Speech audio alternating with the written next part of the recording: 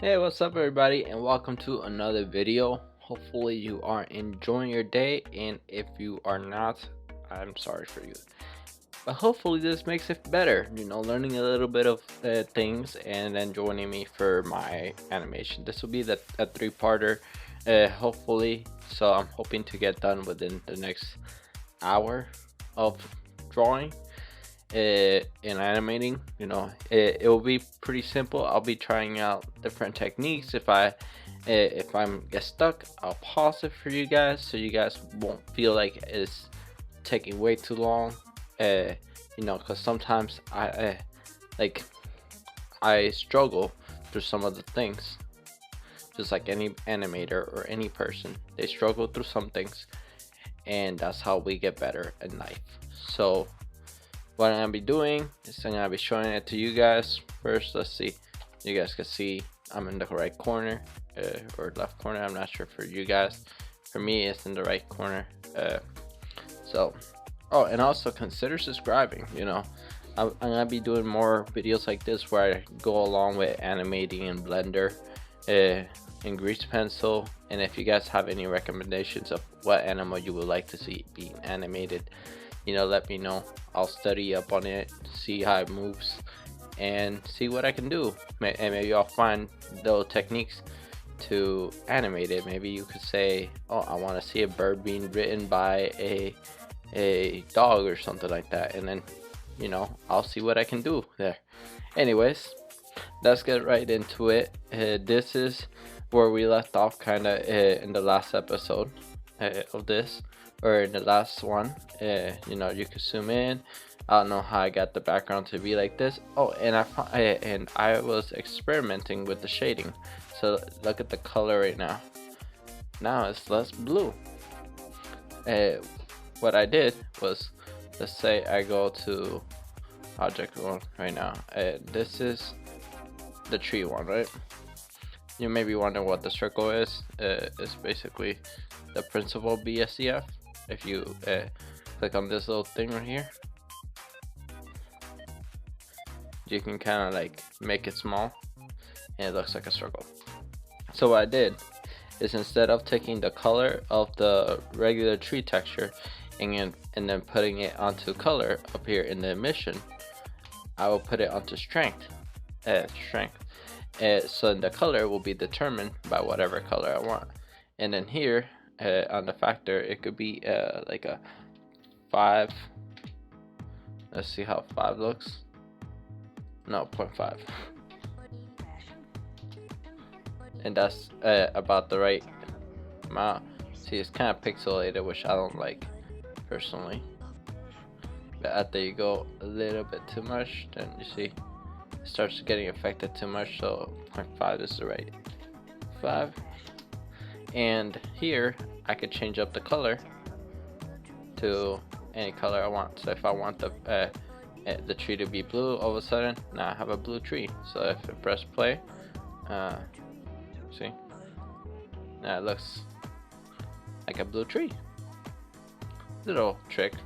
And if you guys want to do little animations like that, where instead of having a colored up tree, you can have a black and white tree, and then when you could do the same technique, have everything just be a single color. Maybe the tree will be a single color, the grass will be a single color, and so on and so forth. But I kind of like it in the warmer tones. Now I could do the same technique for the grass, but I decided not to because it looks just fine. If anything, I could change it up just a tiny bit. So let's see what it would do if I do the same technique. So go to shader, I go to emission, and then put one right there. Make this thing small. It's loading. Wasn't expecting that to happen so early on. And then color to strength, and then right here I will have a mix shader under shader, and then put it right there. Now the principal always goes on top, and then the emission always goes in the bottom.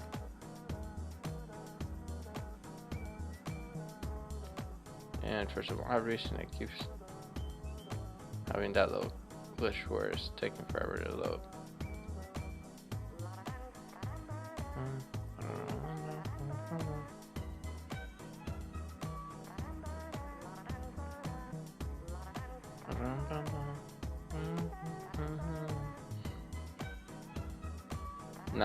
Now the background looks like it has like an outline. So this would be a very cool technique if you were trying to do like backgrounds with like an outline or something like that. I don't know why you would want to do that, but you can. And you see, and now I can make this be more purple. Maybe if I wanted it to be a sad scene or something like that, I could make the grass sad, or like a darker color. Maybe add more blues, make it more aqua or watery, you know, green and stuff like that. But I don't know how to get rid of this little line, this little pixelated thing that's happening right there. That I just don't know. That's why I'd rather just leave it regular for this one.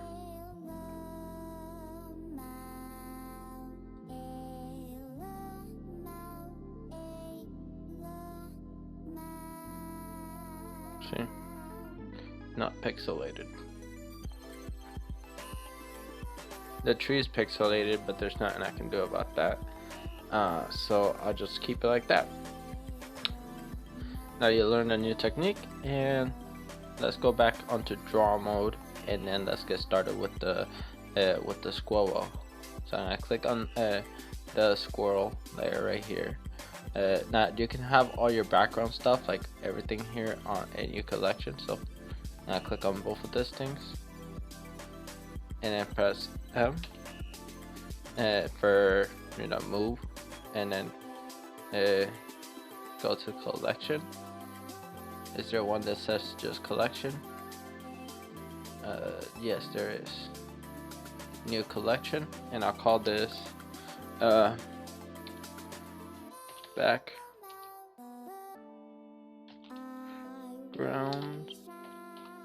and mid ground. Now if you don't understand what that is basically whenever you animate it, you usually do it in three kind of layers: the background, mid-ground, and then the foreground, which will be where the main animation takes place in. So see, now that all of that is in background to mid-ground, if I wanted to hide it, I can. But anyways, let's go to the squirrel one, and then for the collection that has the squirrel, I just call this grease pencil. So,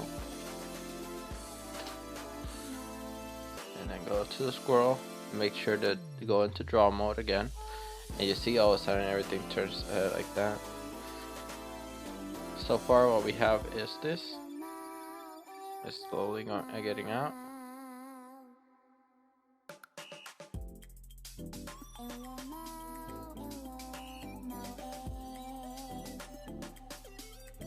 It's supposed to be for timing, but it feels like, I don't know if it's just me, it just feels like it's kind of slow. Maybe I needed to speed it up. At least the squirrel's movements, because the squirrel tends to move pretty quickly. If you've ever seen a squirrel in real life, they move really fast to do their actions. So maybe instead of taking let's see, that's 4 seconds to do an action. Where's my mouse? Oh, that makes sense. For some odd reason, my tablet has my drawing tablet has my monitor to be set up for not the artist, not the drawing tablet. I'm supposed to be in draw mode. I'm surprised it's taking so long.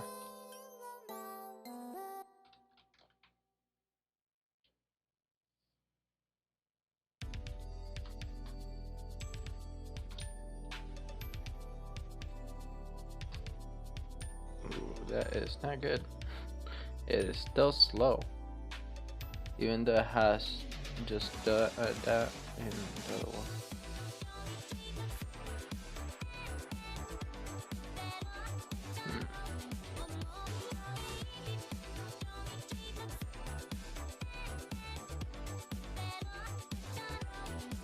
I'll keep the sketch marked. Let's go to line art. This is where I'm gonna be doing all the main animation at. But I want my line art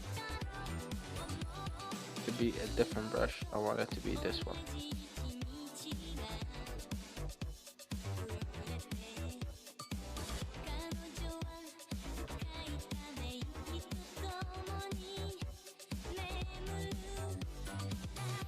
See how smooth that is? That's what I want to do. Okay. First couple frames. I'm gonna zoom in because, you know, I want to see all the references. Oh, that reminds me. When I'm animating, I want to have the references. So I'll switch it over to here so you guys can kind of see what I'm talking about.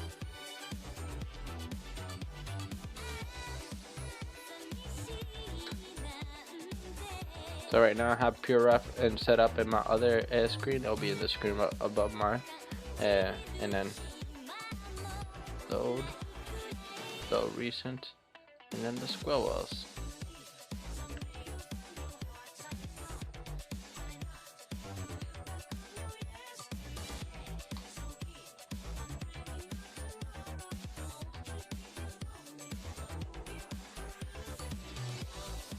These are my references.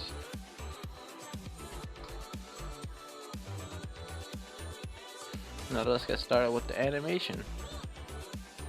Click back onto Blender. Okay, so most of the animation starts taking place after frame 10, if I'm correct. So to get that to be accurate, I'll make sure to have it be starting right. This is the moment where I could turn down the opacity for sketch.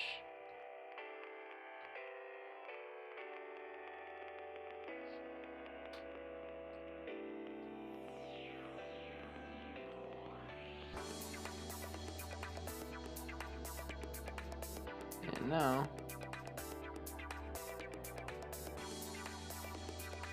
I can't see it.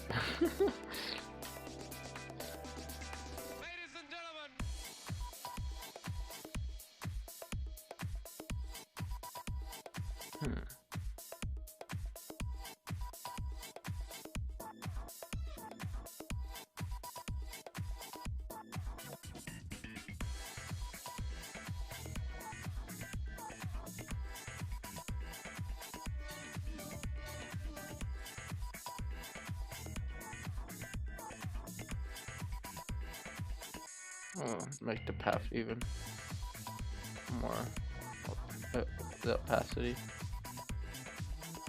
Why is it like that though? Odd. Because I can still kind of see it.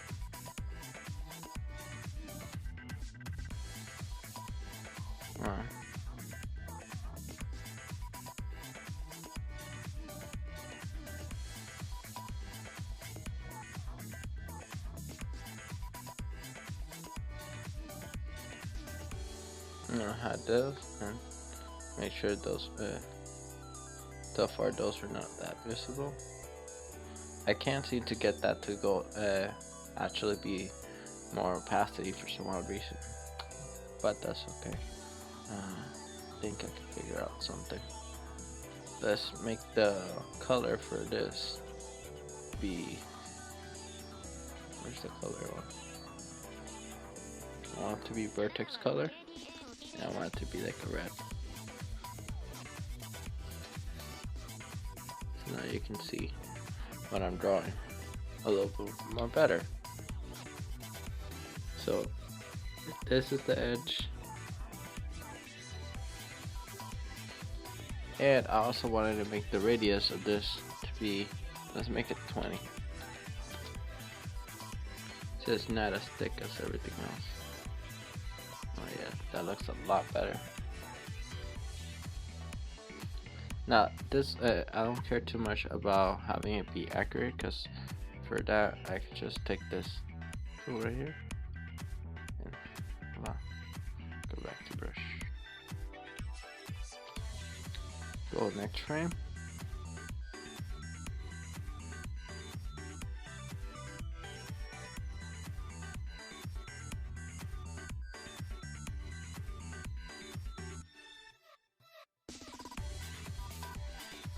Now what I'm doing is mainly blocking out the shapes.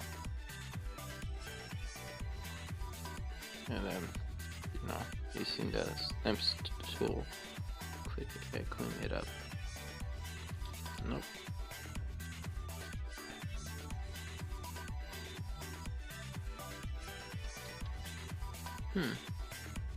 Maybe it wasn't intercepting or anything.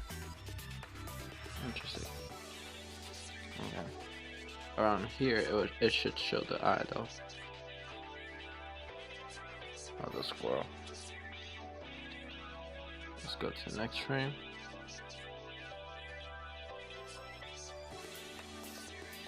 The squirrel's head is a little bit more stuck out. The eye should be right here. And you can partially see the ear.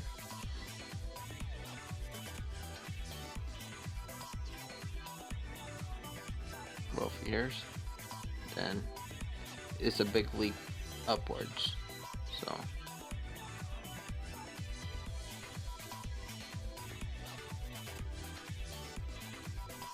make sure we get chubby cheeks. And the ears.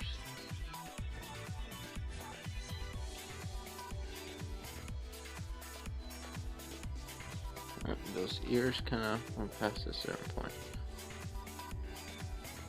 So that's where this will come into play. Just like that. It gets cleaned up.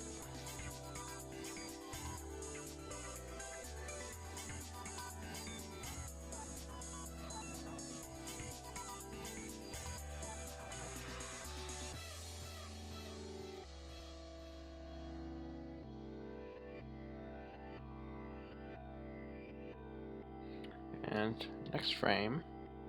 So far it's like I'm doing frame by frame animation. So I gotta go 2 frames forward this time and have the head tilted a little.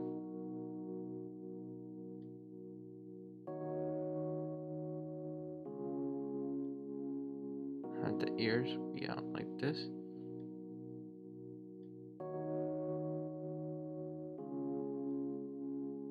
The eye.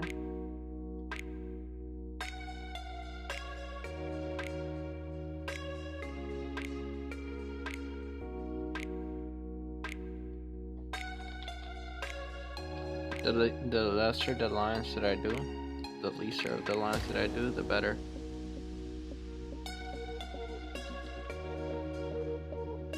Right here, I'm gonna do a line like this.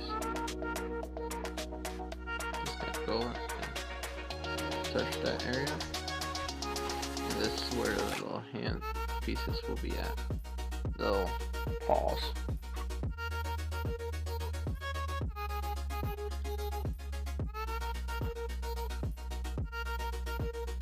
It's kind of hard to see what this rough one being there, but I can kind of see it.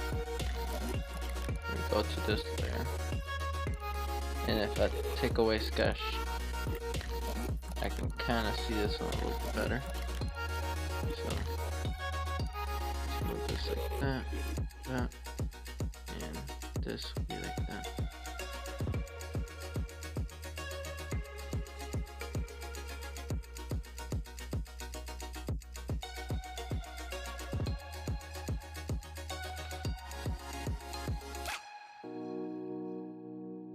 And obviously we use the snip tool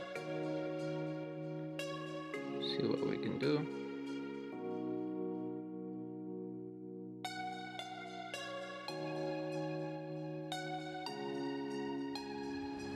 See where we can save up on some resolution.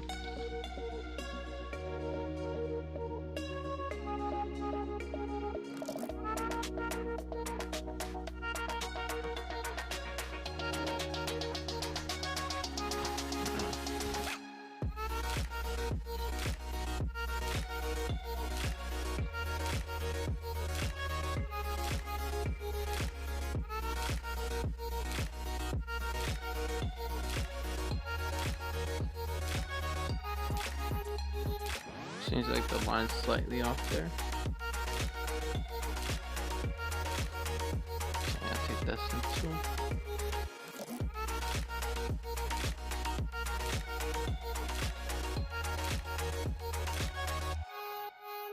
Okay.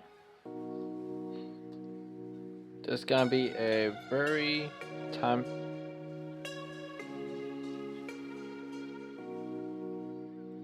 Okay. Let's make sure that this I can't see the onion skin for just for the sake of seeing how this comes out so far.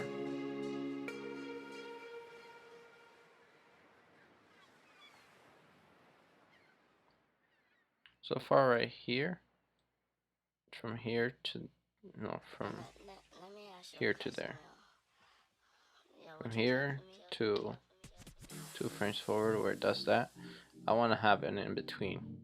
So let's see what we can do about that. Best thing to do is go to the last frame and then go back, back and forth. Kind of like if you're paneling through them, back and forth, back and forth.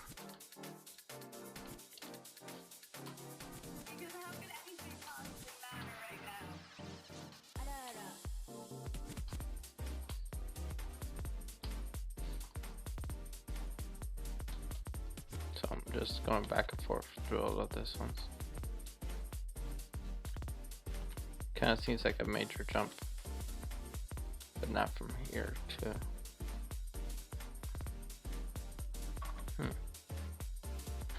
Yeah, so here is where I would draw something. Click out of it.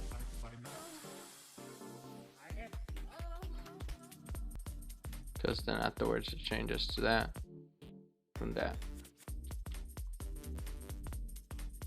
I'm trying to imagine it.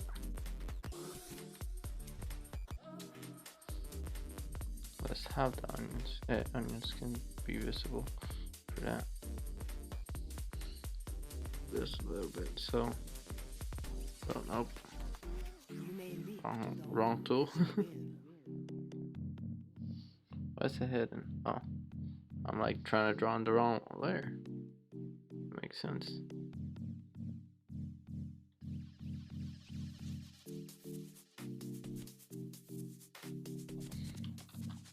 Yeah, that's kind of weird.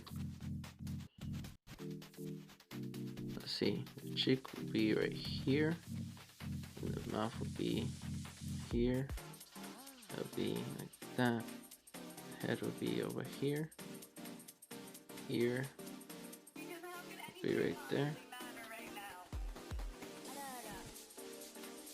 And this one will be right there. Eye.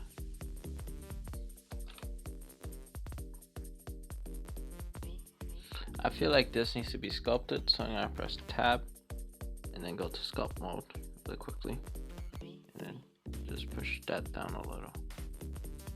If it allows me to think of this one.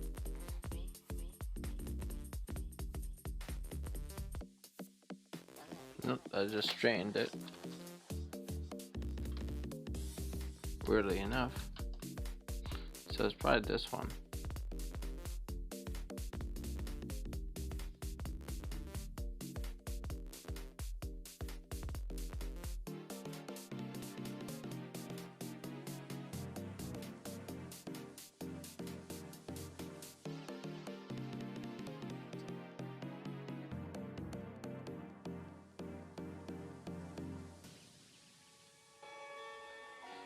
feels a lot better.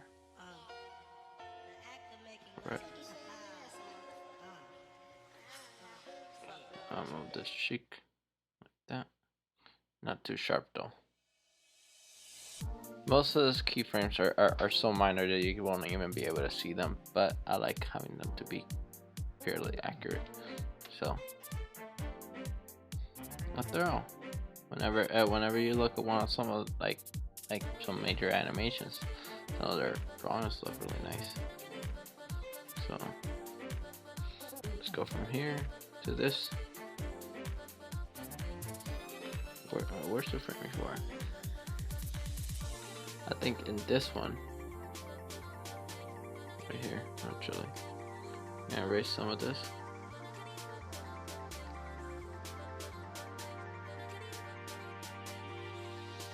Because it's gonna go from that to that, and then the hand is right here.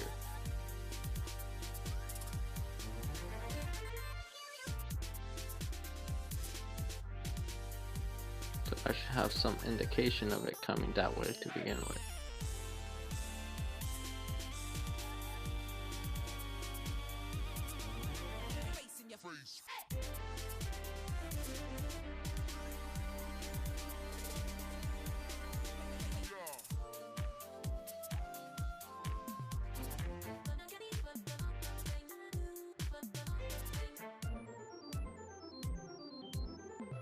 I feel like this face is not the right shape.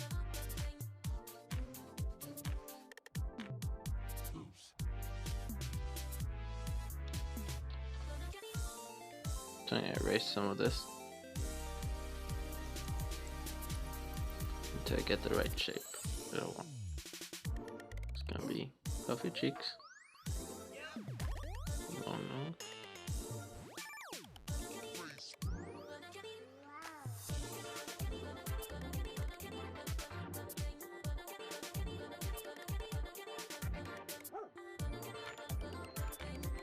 The eye looks really stretched out though.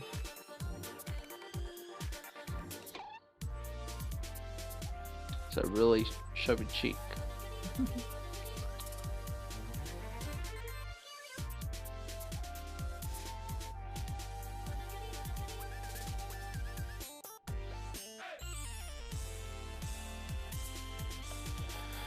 Now, I try not to edit my videos, just letting you guys know. So what I do instead, in case you guys were wondering how do I go about making most of my videos, which most people are not wondering that.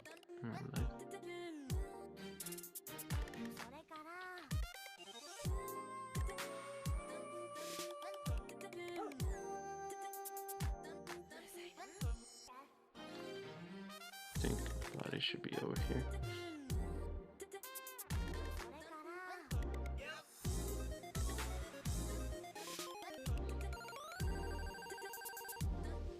And hands right there.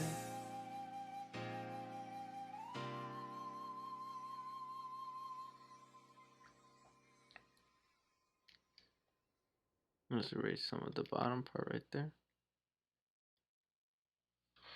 Let's try looking at that in the big sense.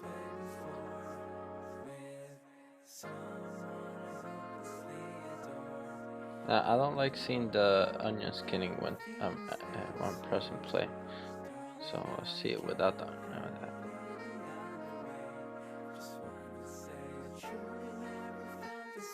Looks like it's getting going up. Good. But that frame is right here. Oh. I knew I messed up on something. It was missing his hands.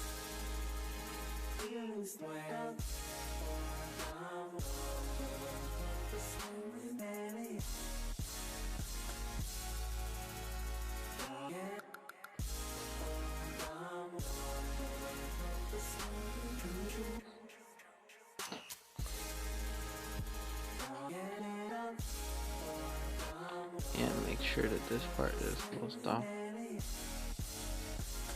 Always make sure it's closed off.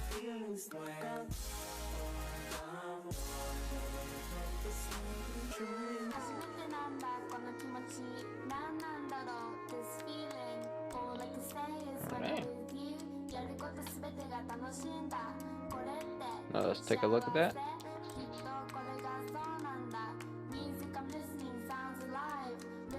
It's like 20 times better already.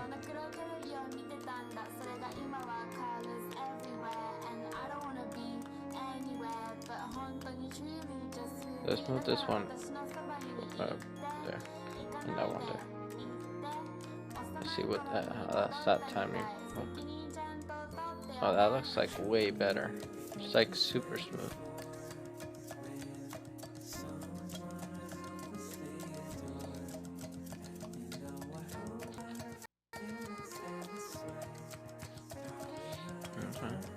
So now we're back.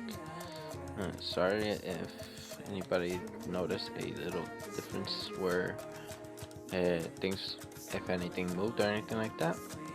Paused it for a brief moment. Let's see so far what we got of the animation.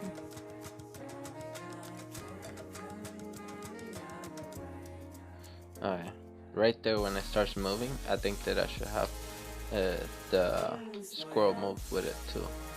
So, based upon the fact that the camera also moves, I can see if I click on the camera, it shows me where when it starts moving. It starts moving from frame 30 to frame 143.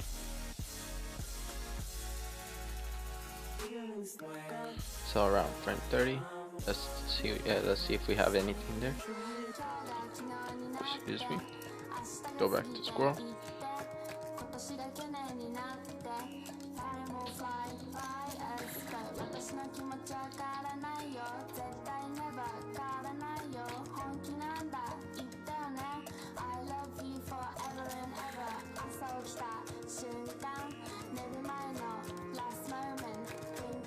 Okay. Frame 30, and then it starts moving. Camera. What's this supposed to be right there? Let's see. Half doesn't get animated. Is this? So around here, for some odd reason, the squirrel's already getting ready to move. So what I'm thinking of doing is that I'm gonna take this sketch one, and then I'm gonna unlock it, so then I can tweak it, push G, so all of those, and then have those be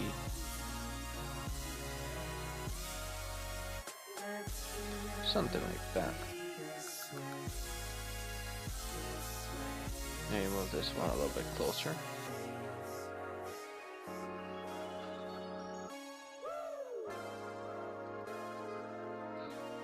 So far the sketch looks like that.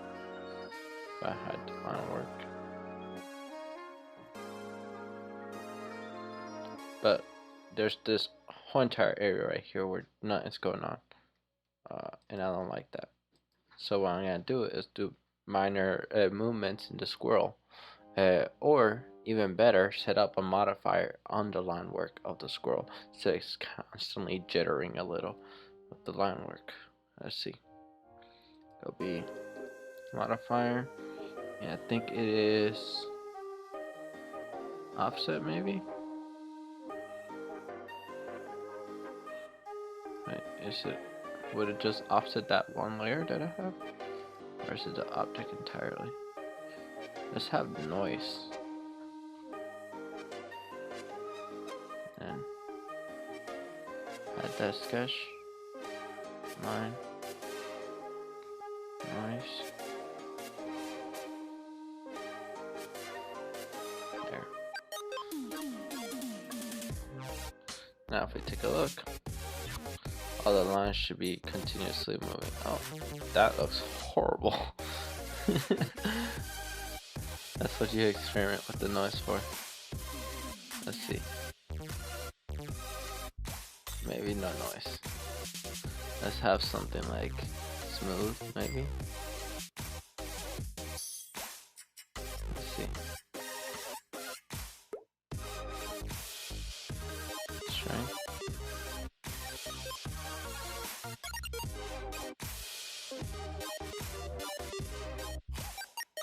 position.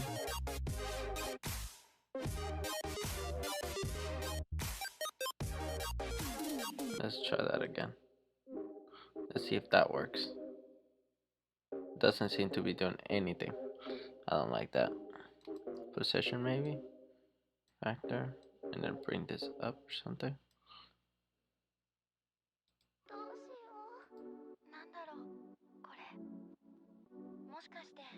Nope, that's not doing anything.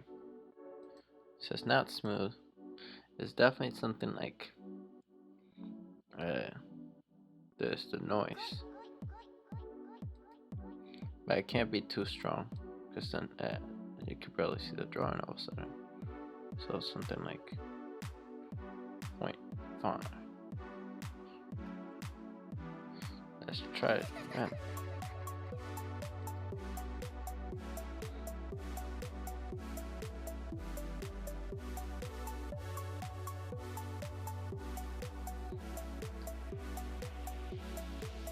Maybe a little bit lower than 0.5. Let's have this be 0.05. And then on thickness, I'm gonna do 0.01.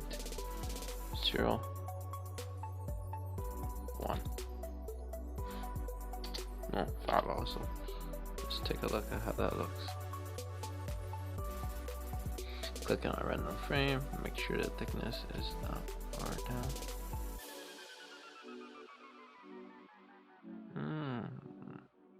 Thickness, no good. How about this? 0.02.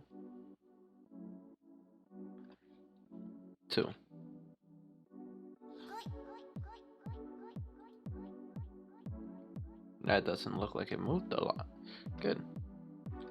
So the lines won't wiggle as much, but it still gives it like this look that it's continuously getting altered.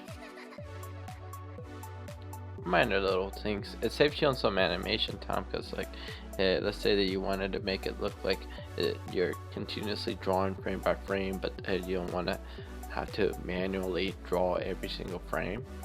You could just do this technique, and it kind of does wonders for you.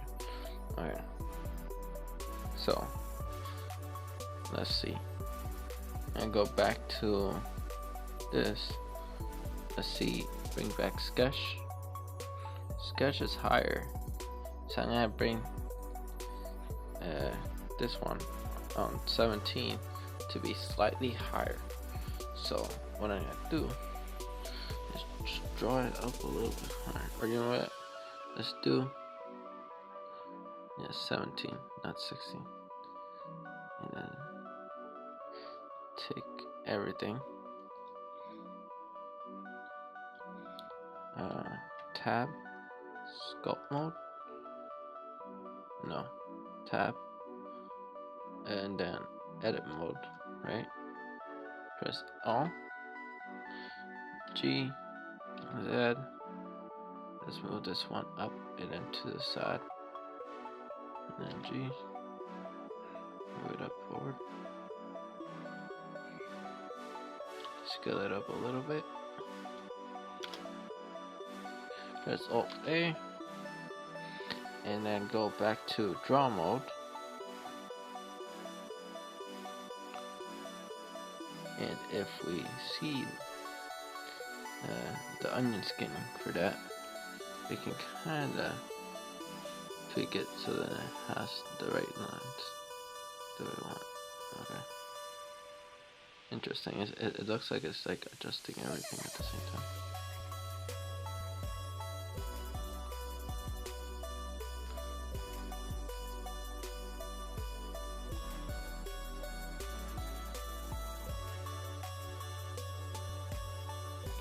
Try this one. Hand will be like this.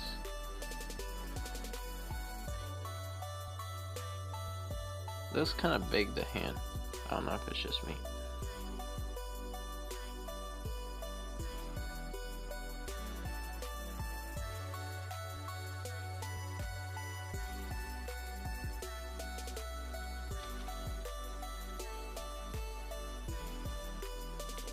I'm having the hand slightly go up while the head body goes up, but the hands will slightly drag behind it.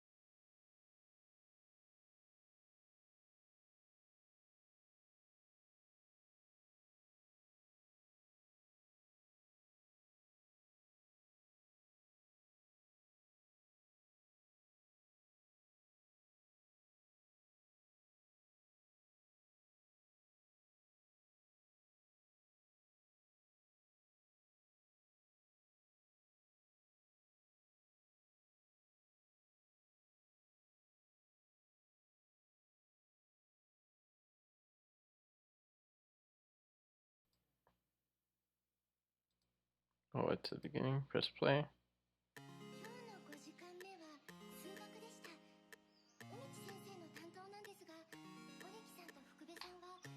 Around frame 24, 28, that's when the head turn starts happening. So let's pretend that this is the neck, right? Head will be right here.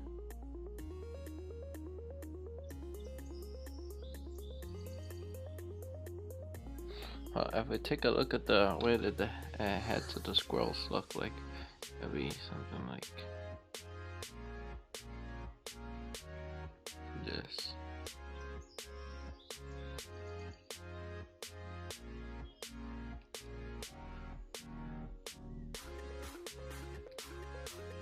I couldn't see where the line was at. And make sure onion skinning is on so I can kind of see. And I want to have some of the ear be visible. This is where it's turning.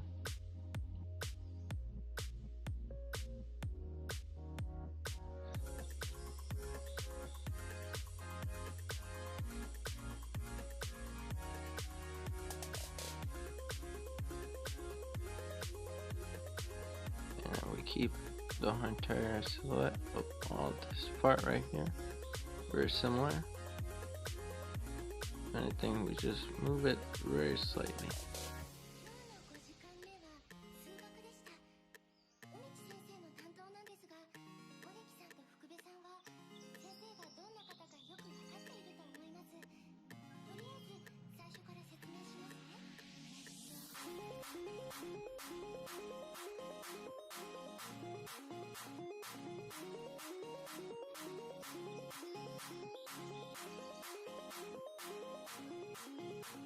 And minor adjustments. So far that's how it's coming out. Next frame. This one's where the character will be looking directly at us. So the head will be right there. As slow as it gets.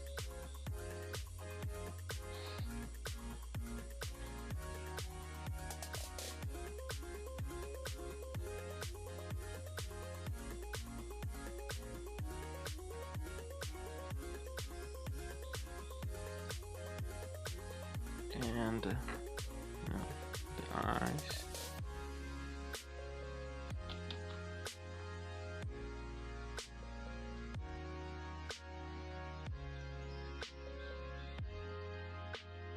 The nose part will be right there. Maybe his body turned a little.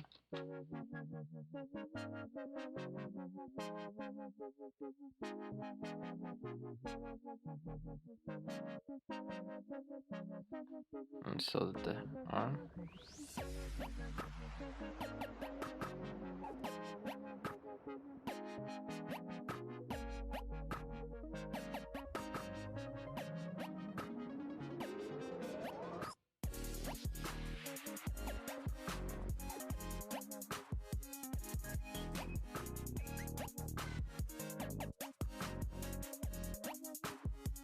And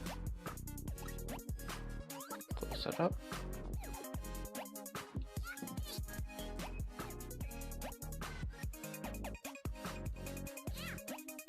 Indicate that there's like a shoulder right there. This time I'll have something come out.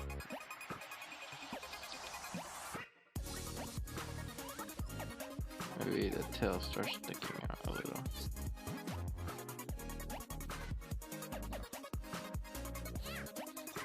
So then by the next frame, where it is getting ready to leap down, it is going to be much more stretched out. So for that, I just go to tab, sculpt mode on the next frame, and I just sculpt it slightly down.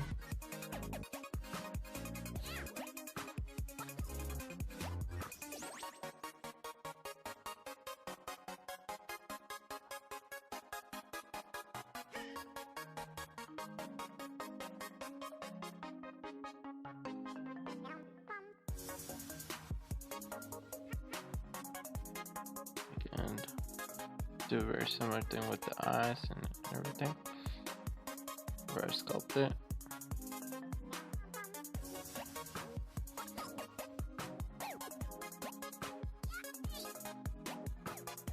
Body's getting ready to pounce down.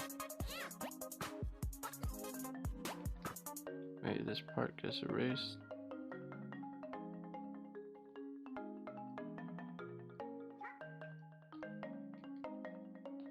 Let's go tab, draw mode,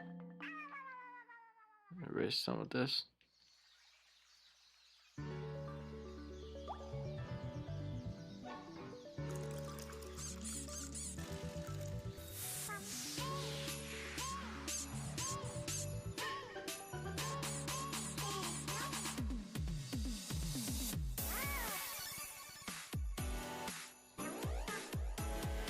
I'm thinking this could get erased a little, and that could be kind of like that instead.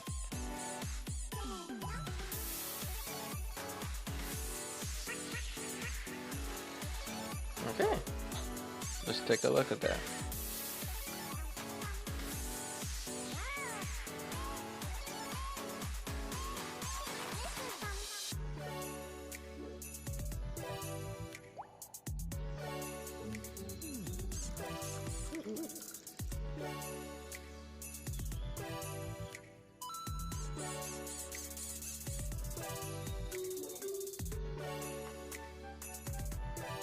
Look fine. If anything, I kind of like this frame right here for this one right here. So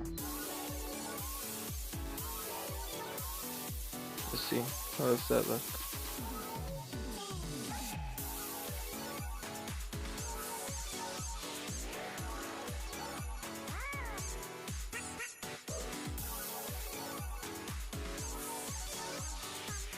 So what I'm trying to do,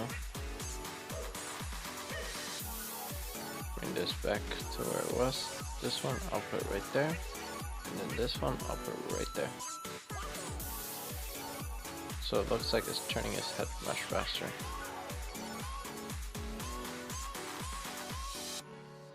And then I'm gonna have it turn its head back. And Command C, Command C, and then go here, and then Command V, Shift D, duplicate it, and then right here afterwards. This one will stay the same, it's just this two that got moved. This I'll move right there, and this I'll move right there. Take it off. What's that?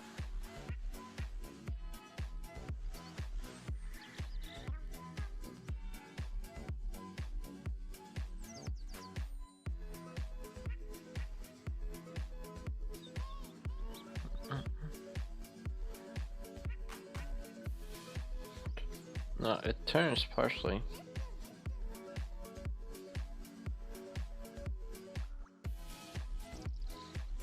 Why is it so early on? Okay. Here, it should have about this same frame right here. Should be.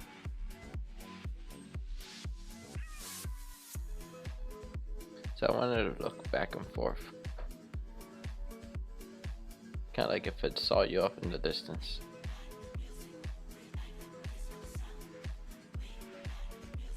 And I decided to get out. So after it sees you, it's gonna do this frames all over again.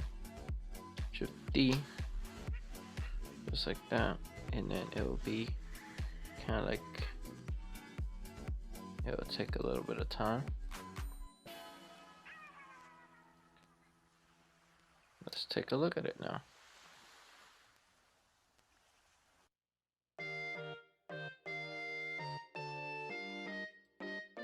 If anything, right here where it turns its head, I can have it be rotated a little, so it's not exactly the same. So edit mode, and take all of this ones, and press C to make sure to select everything. And when I do it, it's gonna press O, rotate, so it does proportional vertex editing. Press G. Now this will come in handy for later on for other frames.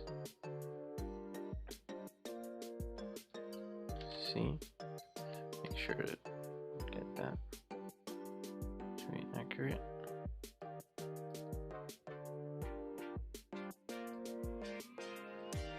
Don't know why I'm in color. Rotate it a little. Press G, over up a little. Nah, it's slightly different.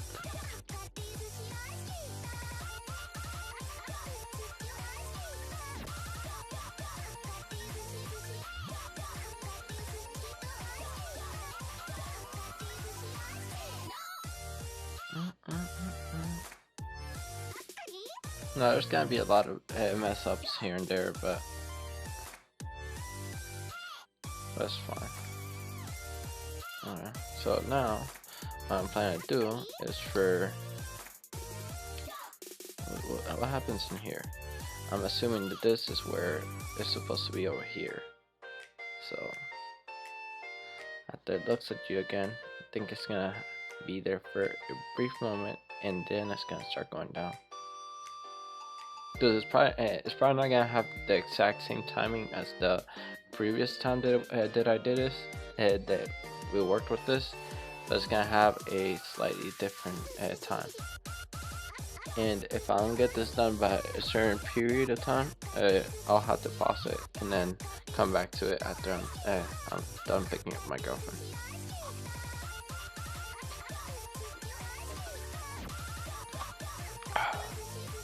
Drink some water. Make sure you stay hydrated. Oh, and don't forget to save your work. Oh, my glasses kind of hurt with headsets on.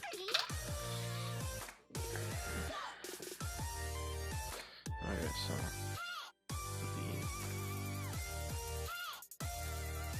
making sure I'm saving it. Let's go to the discussion. Let's see where it would have been at. Oh, almost exact same pose. If anything, the ears look bigger and the tail is lower. I like that the tail's lower there, but I kind of like the tail being high up because the squirrel is like it's kind of like standing up, kind of like in some of the references. So let's go to what happens in this one. Oh, just what I was thinking. So I happened have that thing the squirrel moving forward. It happened a little bit early. Excuse me. So first, make sure I'm in the right layer and stuff. Let's get started with the drawing portion.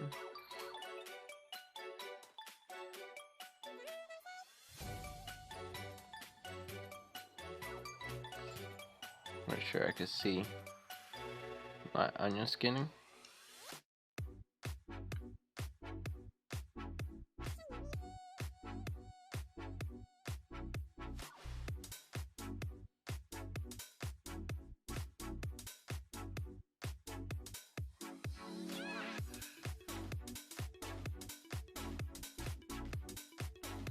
And I think I should scale that up, but I'm not 100% sure.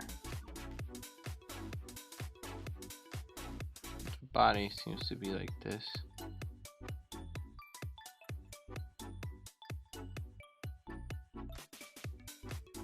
So if I was to go down,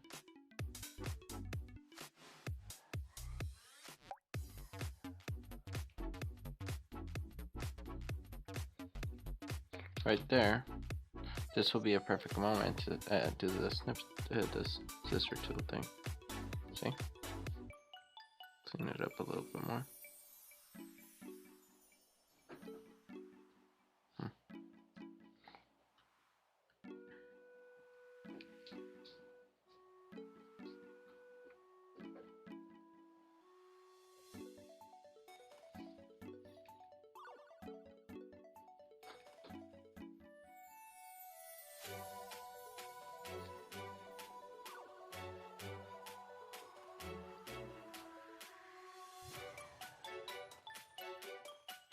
And the tail will be sticking out like that.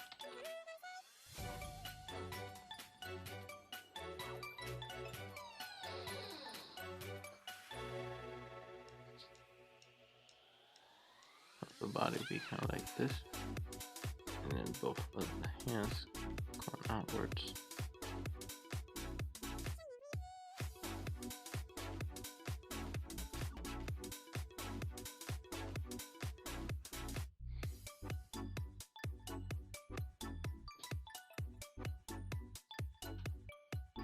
indicate another leg being back there and something up here.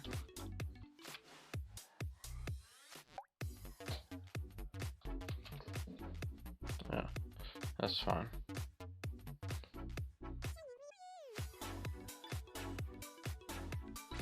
To this frame, make sure,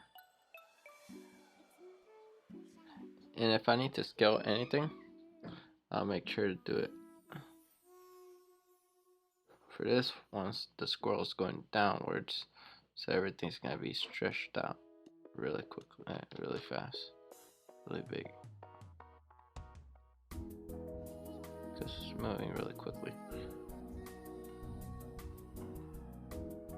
Let's pretend this is part of the body. And,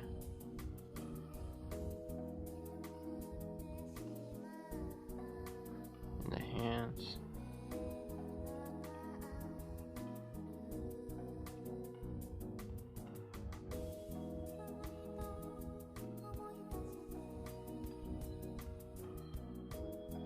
I'm doing a really ugly looking squirrel.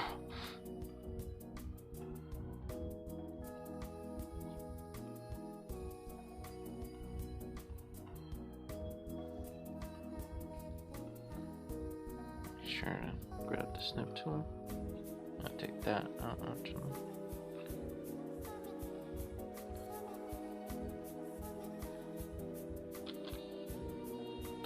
And I have this tail be kind of like that, and then puffed up like this.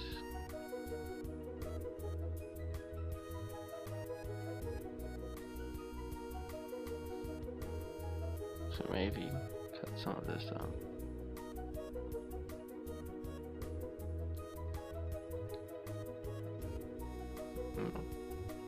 Wrong tool. Supposed to be in the brush tool. And then the legs are gonna be like this, and then this will be the paws.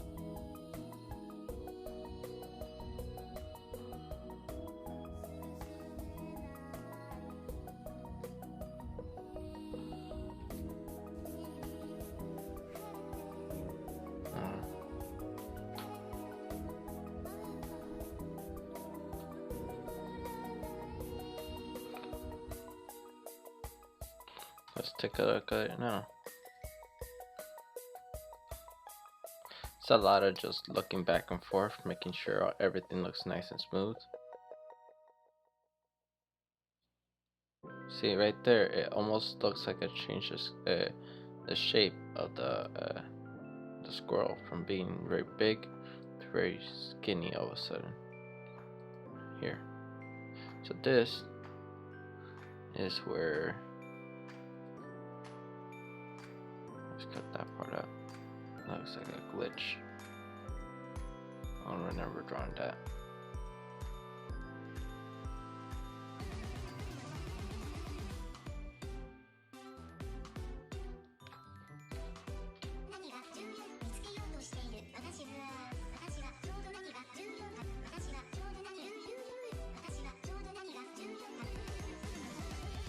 So what I'm gonna do is gonna press tab and then edit mode, A, scale, click X, so it makes it bigger, wider. Press G on the X, make sure it is aligned with kind of like the boundary of like where this is at.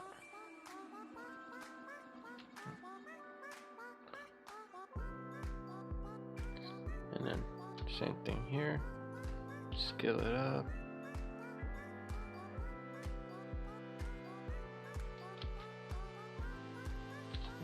Next.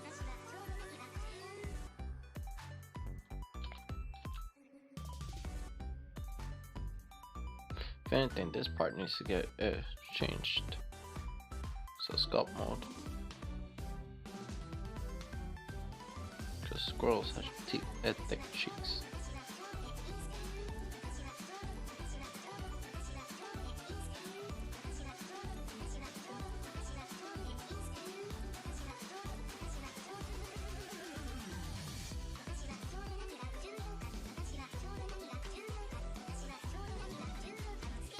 Here's what kind of drag behind it.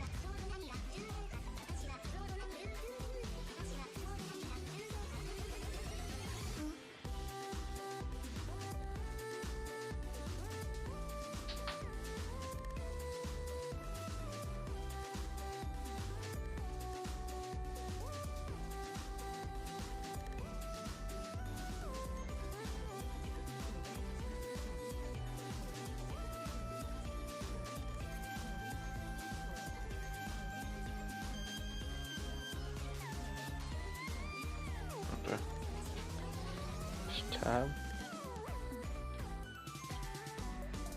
draw mode. Let's take a look at it now. That shouldn't be so thin, because you see how big it is there, and then all of a sudden it goes from that to like that. It still looks thin,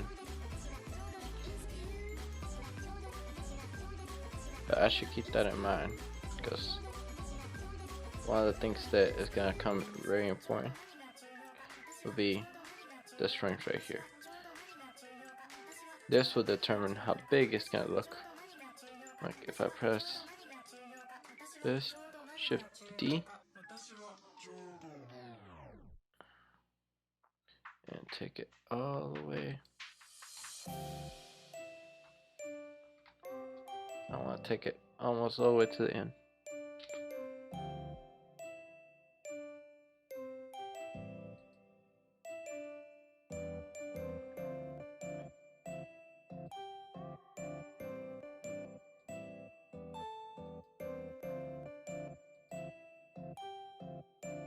Or is it this one? Which one do I want to really take all the way to the end?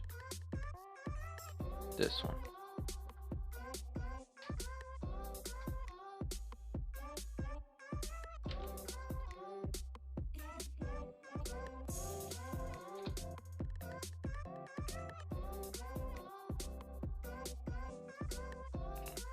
And press edit mode.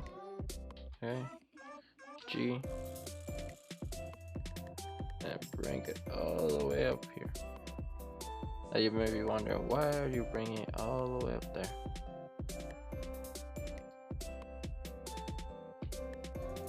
Size on the X. No, size on the X. -1. Press G.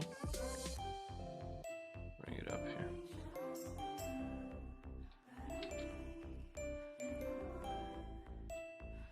Because this is gonna save me some time with the proportions.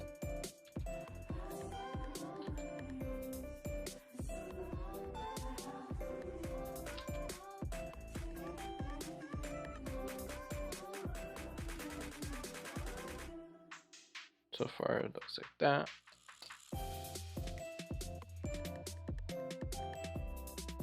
But why did it do that?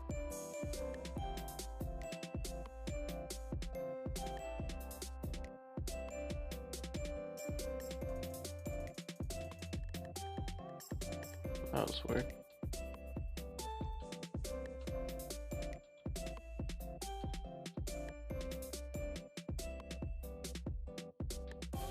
Oh, that makes sense.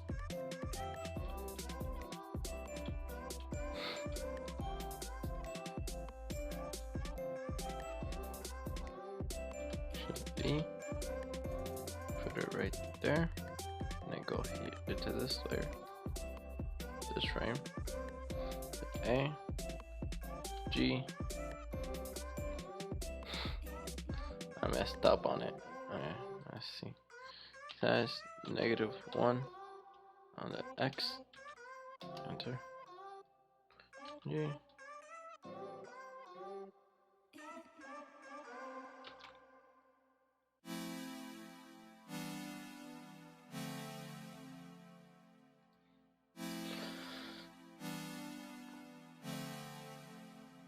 I'm like zooming out so I can kind of see it in the big scale. See, like the squirrel looks really tiny compared to this giant ass tree. So if anything, later on, I could always just take the object that has a squirrel and then just scale it up, which is really simple. Actually, I should do that. I'm gonna do that right now. Go into object mode, right? The squirrel. Let's go to like a layer that I can kind of see the squirrel like that, and then just scale it up.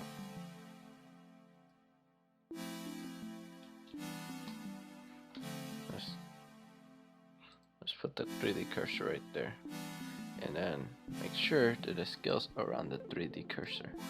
Even if the 3D cursor is not visible, it should.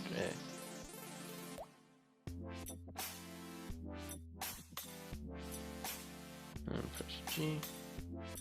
Align it more accurately.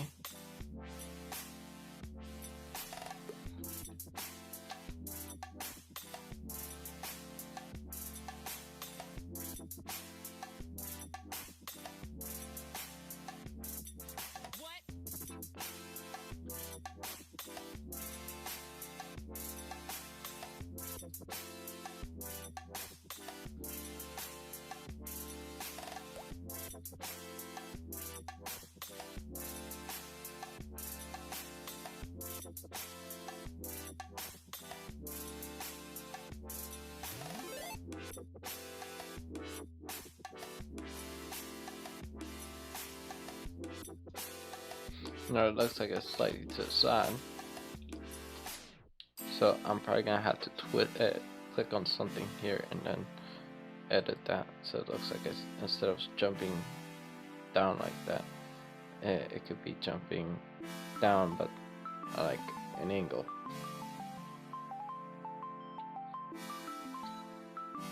Let's go back to draw mode.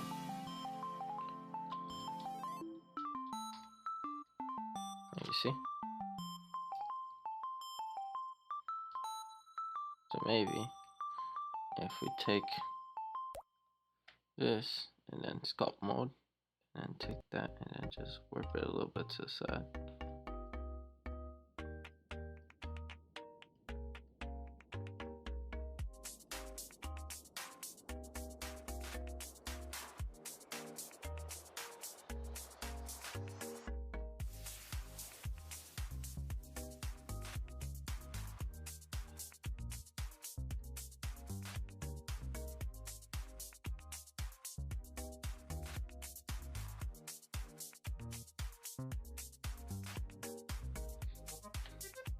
I don't like that, so I'm gonna go back to draw mode.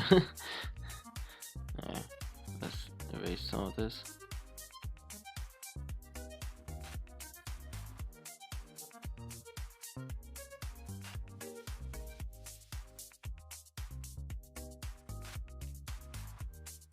Let's pretend that this arm is like to the side, and then it's like that.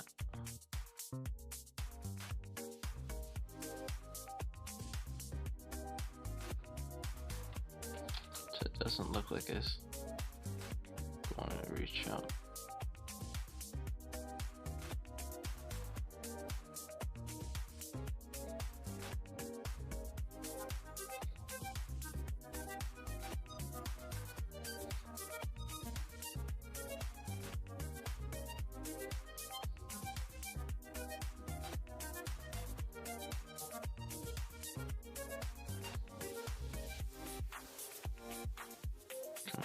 Seems like there were like a little bit of an ugly side to this, so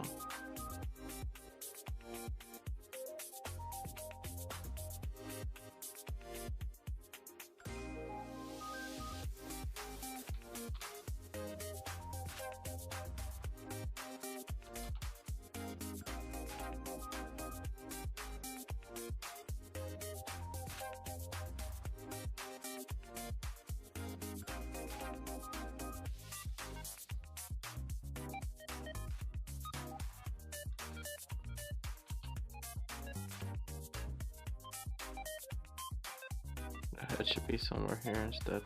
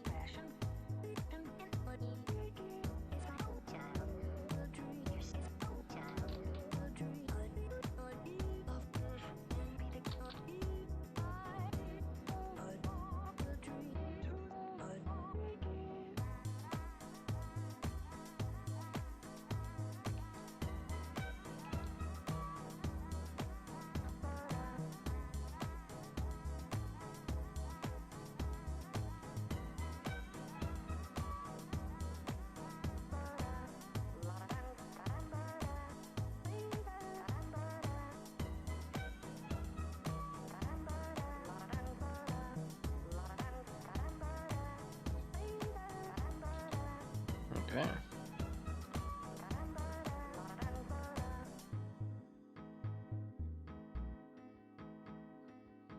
That looks like it should be.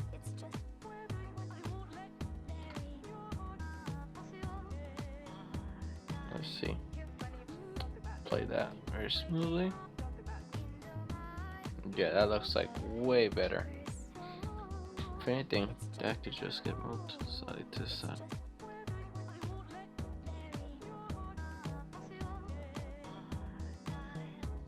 Okay.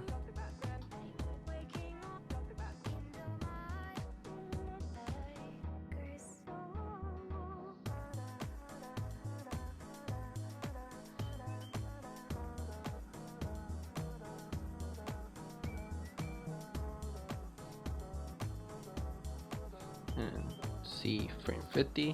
What does the sketch have it for me? Frame 50. Wow, that squirrel looks huge.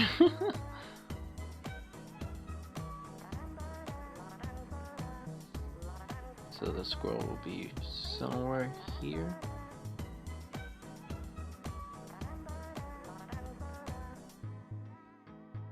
Just making it slightly bigger.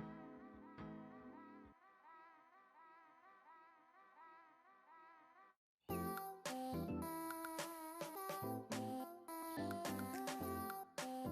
then making sure that the body looks like it's coming along.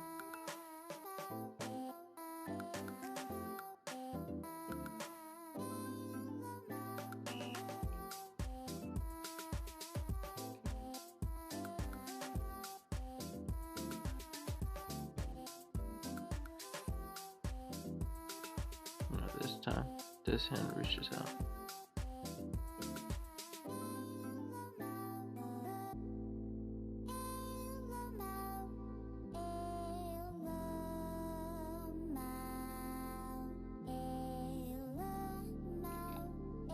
If I'm correct, usually is pinch.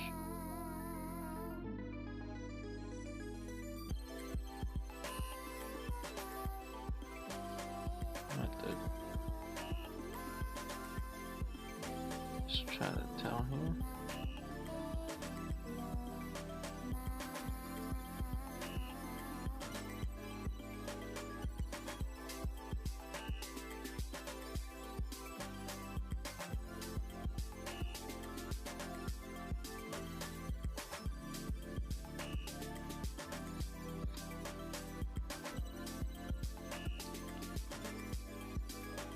So let's try seeing that. Because I don't want it to be the head looks like it got small all of a sudden. See, it looks like it got small for a brief moment and then it went back to normal. I think the same thing was happening with me in like the what's it called, when I was working on the dolphin.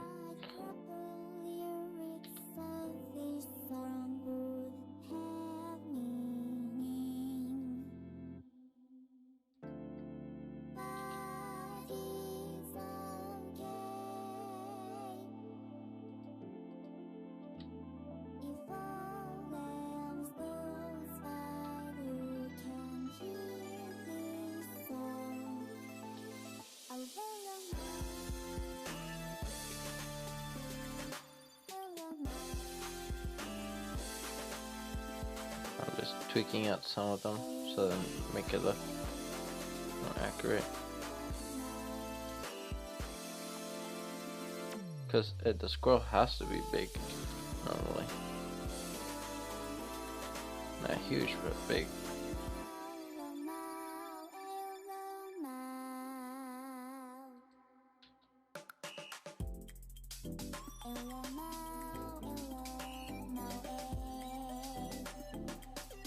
I have no idea what this is.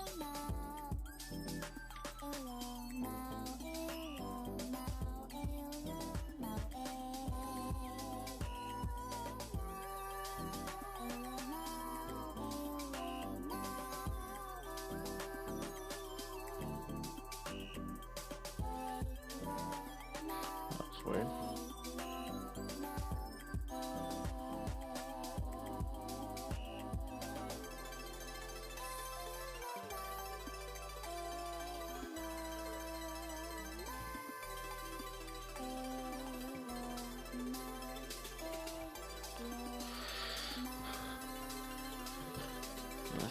time.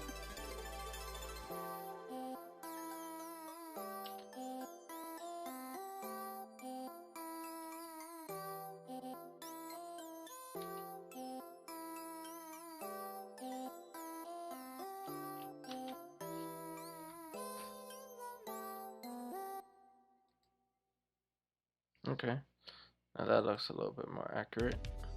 Oh yeah, heck yeah, a lot much more better as a size. It looks weird at first, but at the same time it doesn't. It's kind of weird like that. For all we know, this could be a squirrel, it could be something else.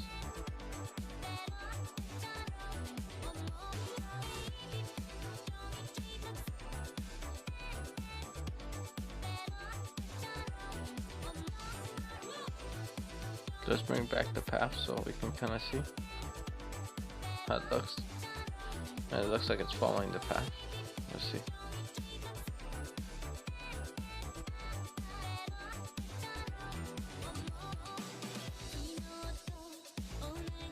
You know what I think it should be? You see how this line is right here? I think the squirrel should be like sticking out his head a little bit more. So yeah, fix up some of the frames early on. We're just doing that.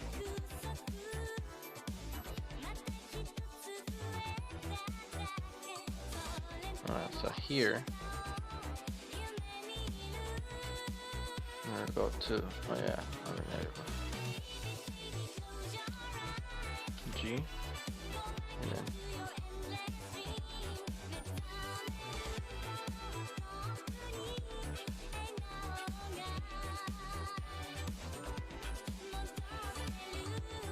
the head is gonna be the leading thing.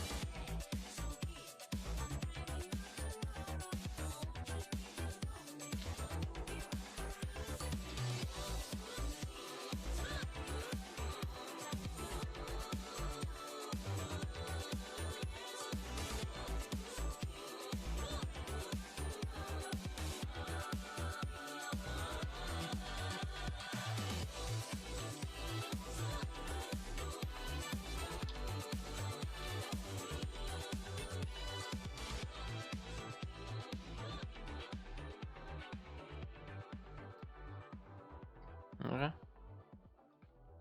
And let's go back, tab, and go back to draw mode.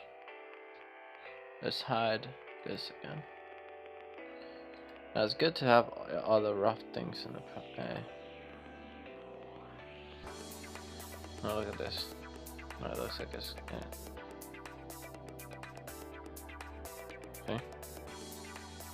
Now when it first sticks out his head, I think it should stick out his head, but it should be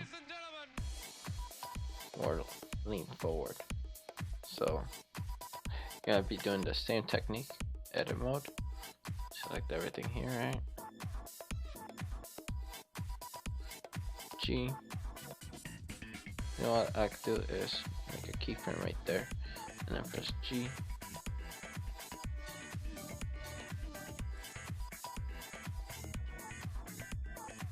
And then scale it down a little.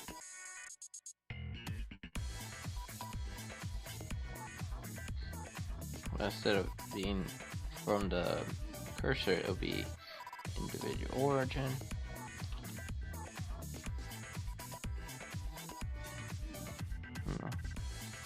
Medium point.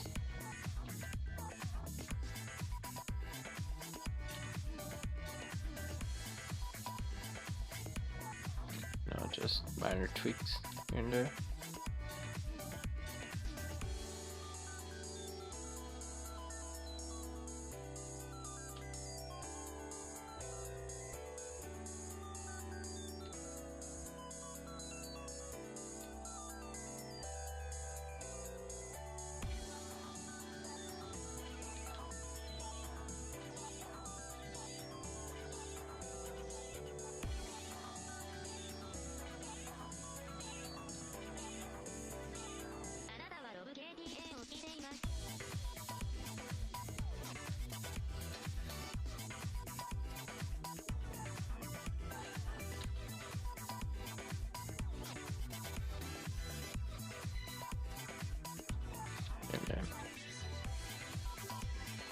this.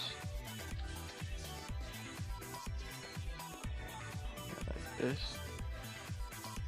And that like that. And that lower down.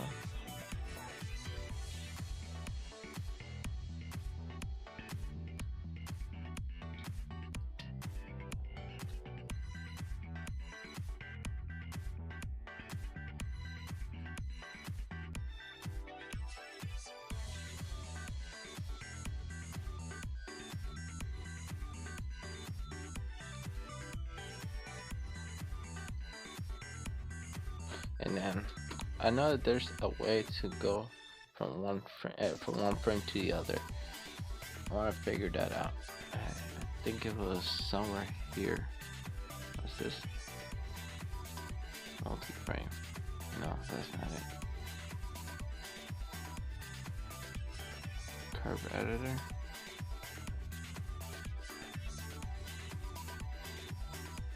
Interpolate. Interpolate selected strokes.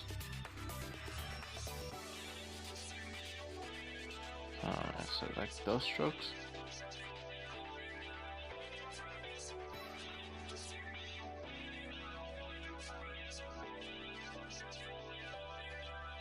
Here, custom.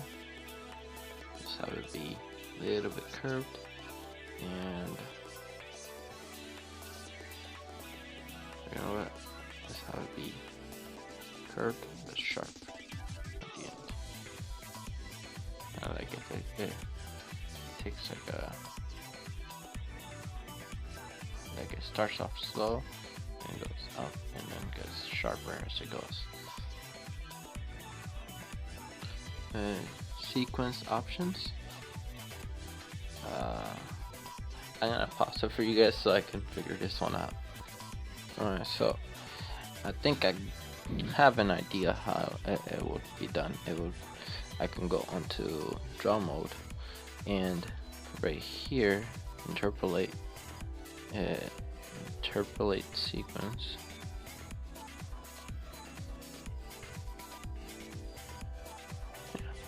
And then that's it.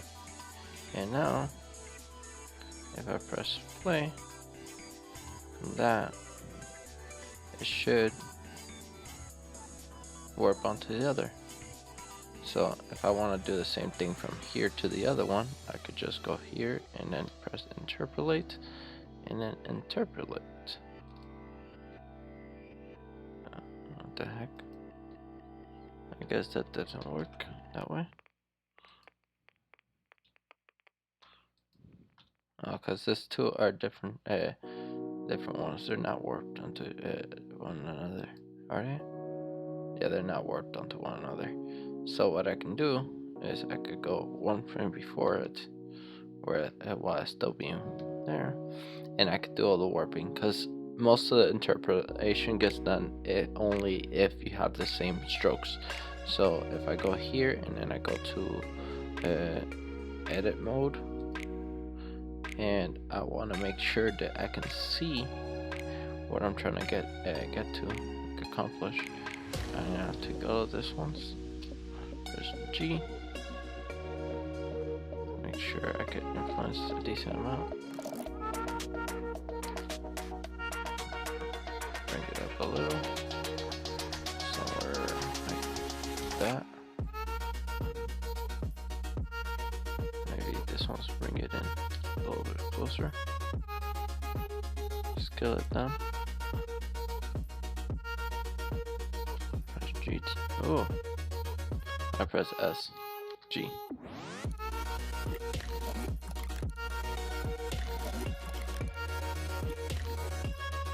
And then this. Now, O. Scale it down. G. Make sure it's right in the middle. Or not, you know what? Make sure that it is closer to the second eye.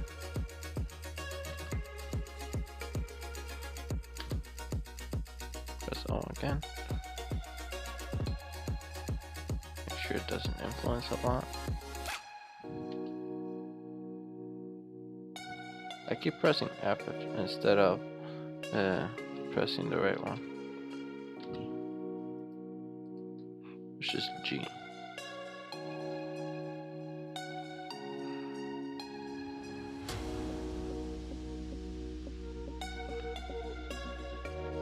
His hands look weird.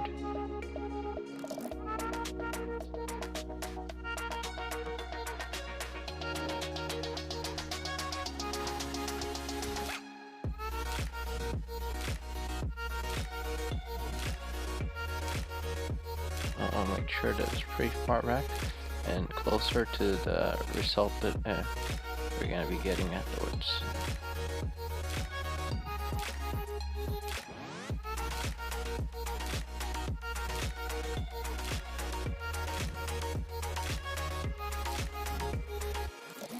Now that that is almost done, if anything, I could just change to this one. Only warp them a tiny amount. I press F again, didn't I? I gotta be careful whenever I'm doing that sort of thing. Let's interpolate that. So go here. I could deselect it. Go back to interpolate. Error interpolate. It requires some editable strokes. So press A. Let me ask you a question. Interpolate. Yo, would you kill for me?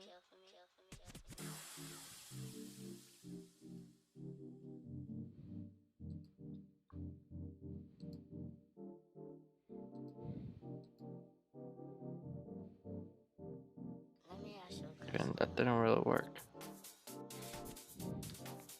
Okay, interpolate. And it's still something like if I could move it, I don't know why.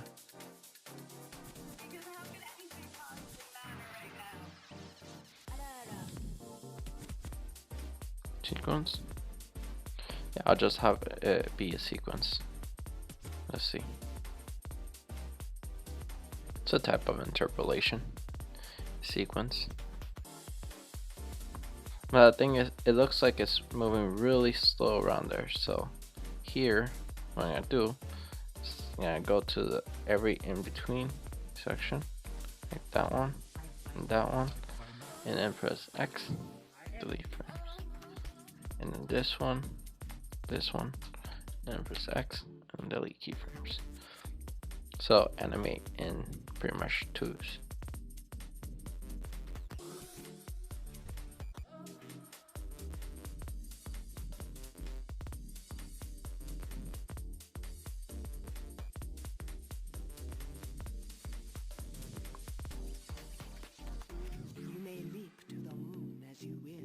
Maybe move that one closer, and so is that one, this one, like that, and take a look at it now. Sometimes we need to move things closer, and sometimes we gotta move them further apart. Definitely like that. Okay. I should be, just got done with that.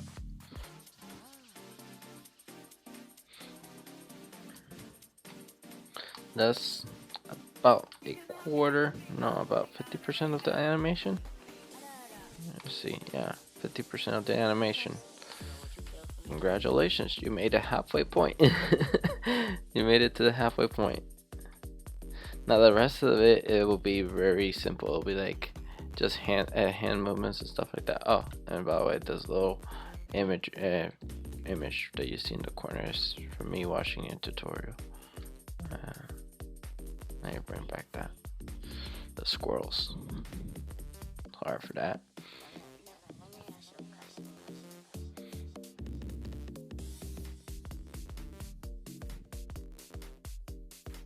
Press tab. I'll be in draw mode.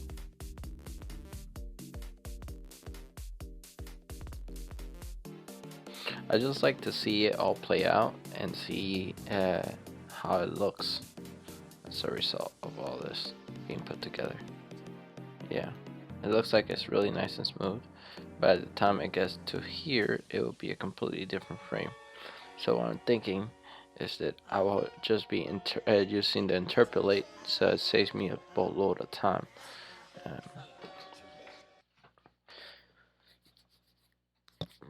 Scratch my nose. Okay, so first things first, I want to do simple things like draw basic strokes. One will be the head, one will be the eye, and then the other eye.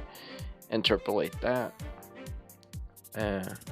with the body and the tail, and then the arms and legs could go according to everything else. So first, let's look at sketch. By the time it gets here, it should have been over there. So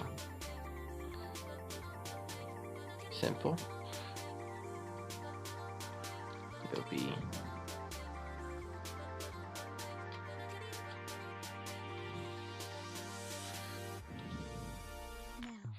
first things first, the strokes. Head, eye, ear, little mark for the ear, other mark for the ear, body is a lot smaller than the other one. Let's go back.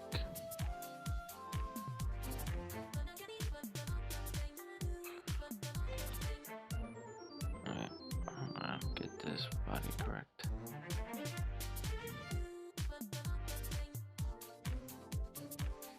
Okay. And then tail. Let's take a look at some of the other. Let's have the tail be going down.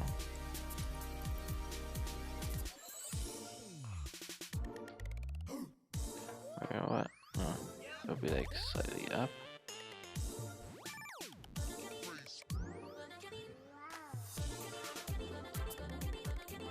No, it'll be to this side.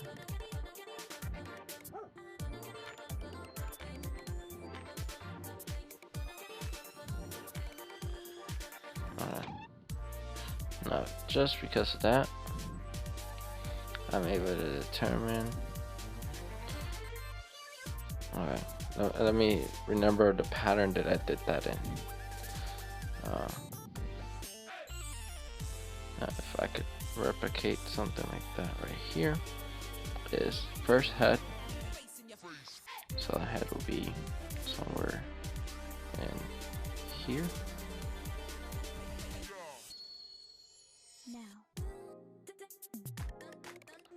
Then I'm pretty sure it was the eye.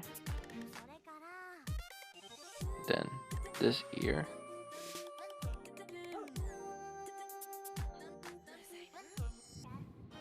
And then the marking for the ear.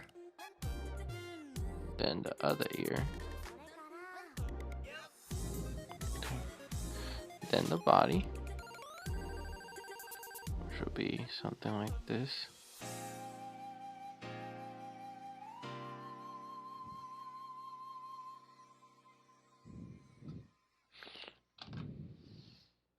Let's take this little sketch out of the way so I could kind of see what I'm working with. Body.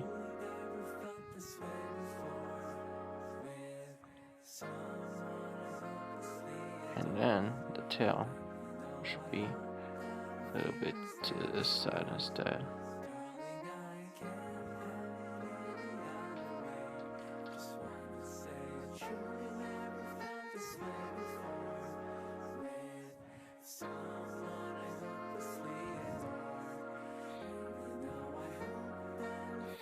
Now, I won't add any more strokes. Let's see if that works. That's another type of interpolation. Interpolate.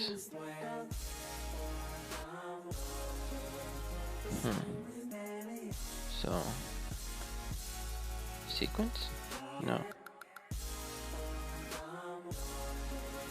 Let's have it.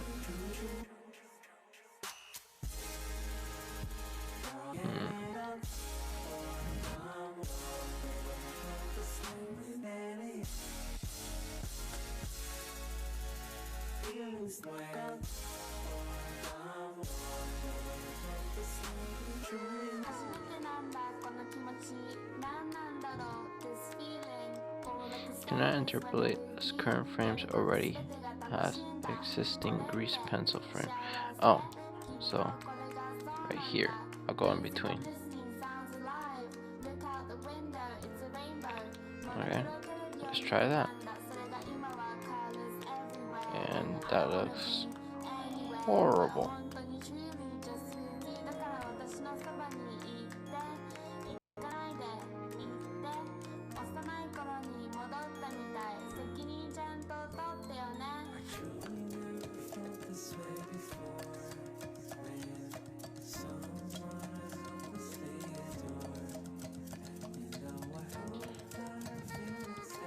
Press G. Alright. That was interesting.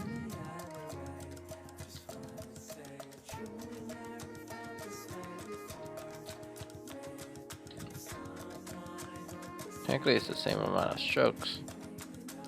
So if I put this one right here,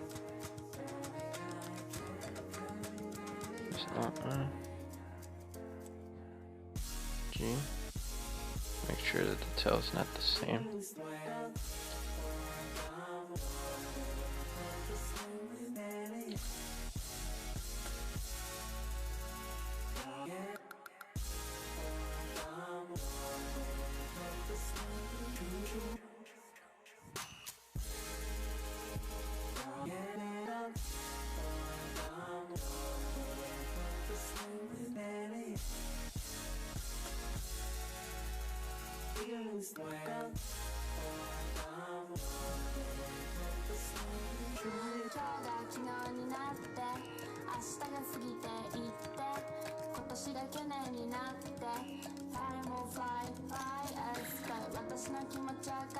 Okay, let's go to interpolate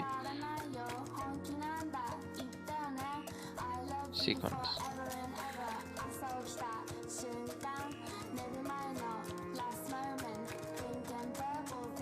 I think, oh, that makes sense.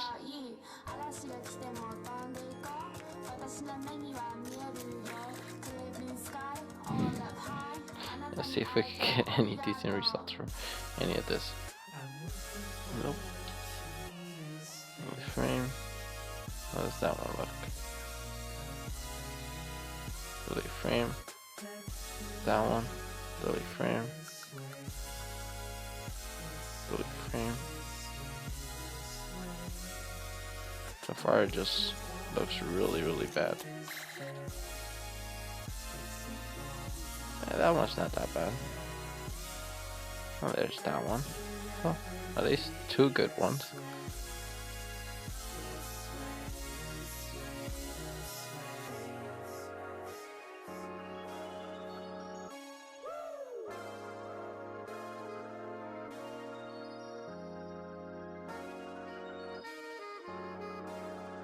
See? It looks kind of good. But right here, I want it to look like the tail is just swinging to the side. And I focus mainly on the body, so tab. And the tail is gonna look like it is swinging this way. The body looks like it's gonna go down.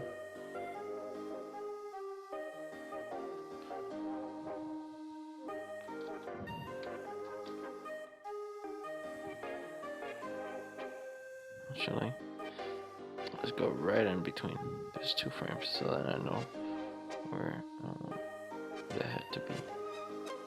So right here, two eyes.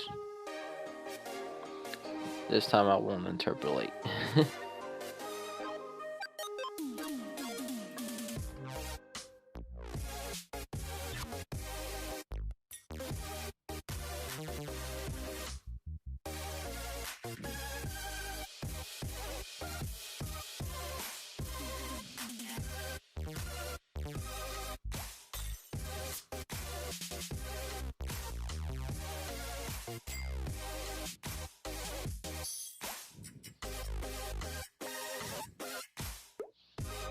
Okay.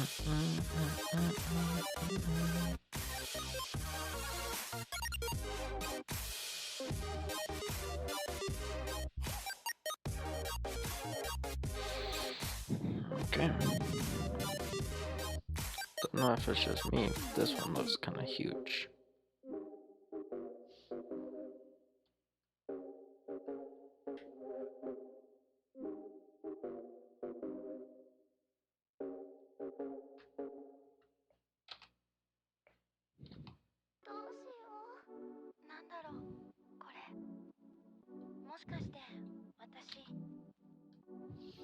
Let's see the path. Is it following the path? No, it's not. It should be up here. There's that. Rotated. And then by the time it gets to this one, rotate. Just go.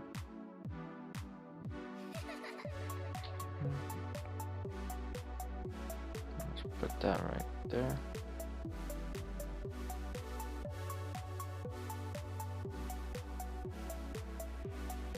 Bring that closer. Because I feel like the climbing should happen a lot faster.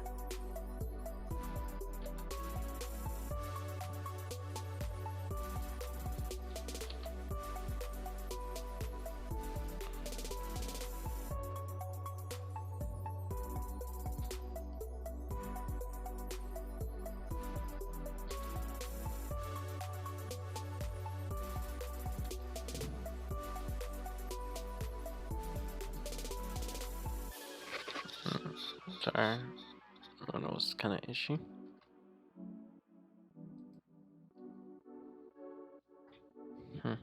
Seems like someone's gonna call downstairs.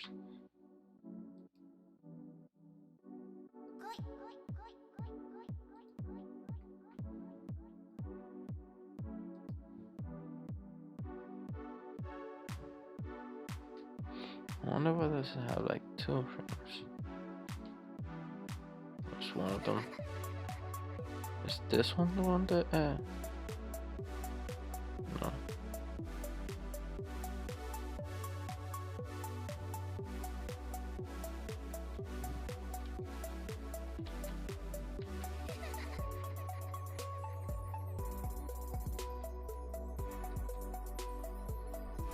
So this one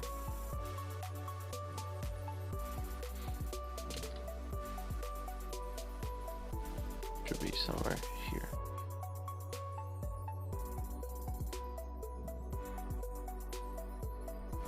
Scale that down a little.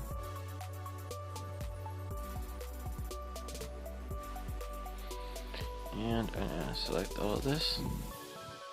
You know what? I'll just go to draw mode. And then erase some of this tail.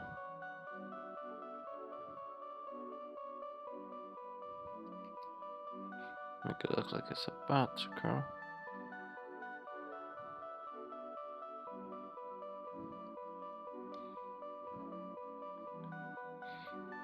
And then by the time that gets there, it grows.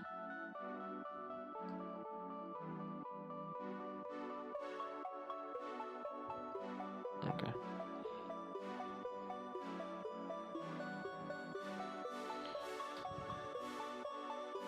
Now let's take a look. This is where it starts leading, I think. No, this is where it starts leading. So I know where the hands are right there. So I just pretend that the hand is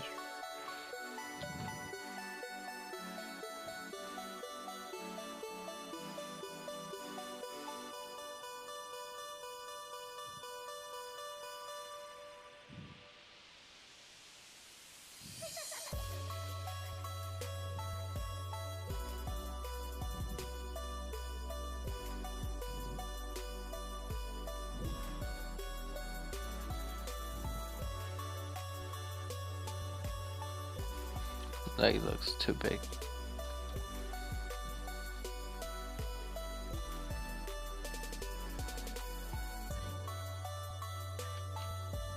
Too wide. Just a tiny amount. That's the trick.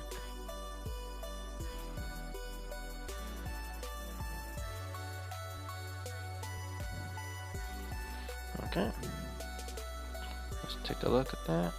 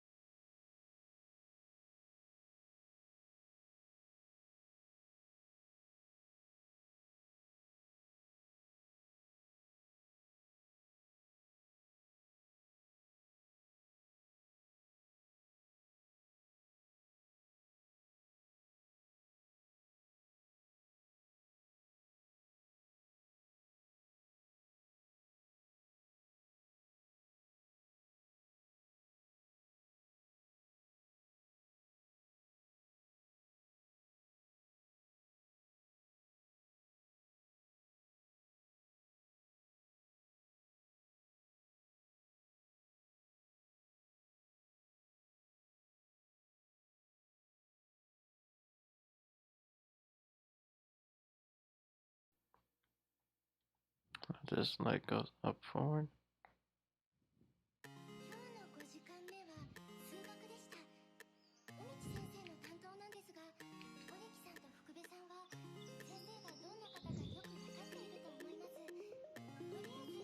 And this one gets tucked in like that.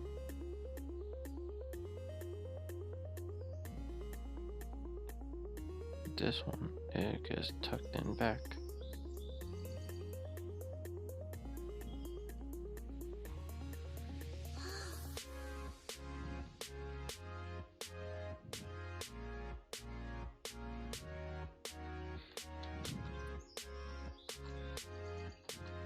Almost looks like a frog.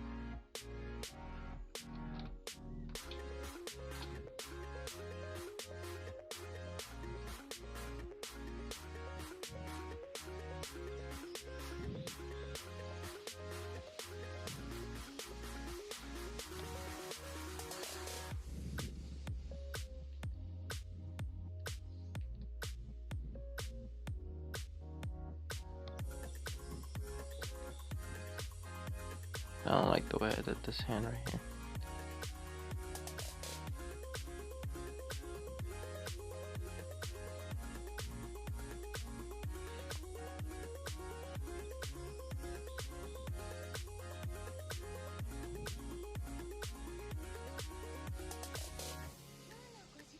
Nose.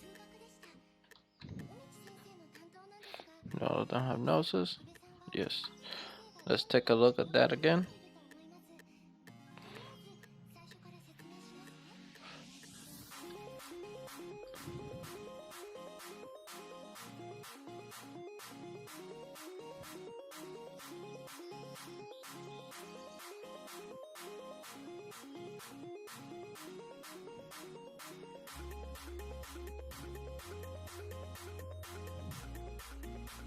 It almost looks like he wasn't sliding. Or it wasn't sliding. No, it was sliding.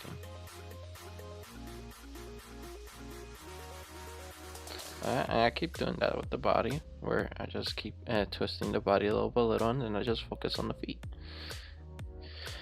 Okay, so far the body is right there. Let's have the body be higher up. About that frame.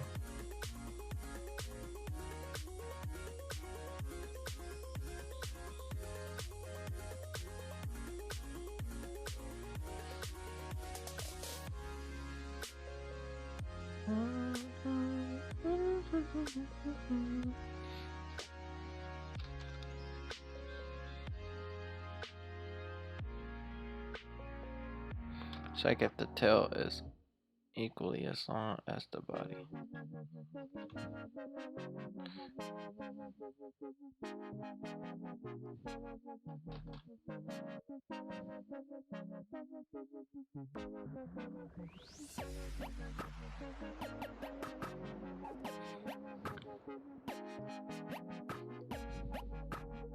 The head's bigger, though. Nothing the body. I like spacing off here. The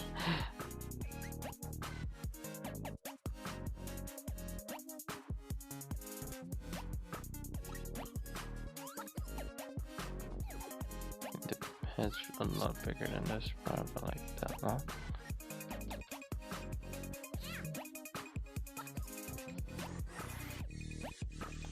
What the heck?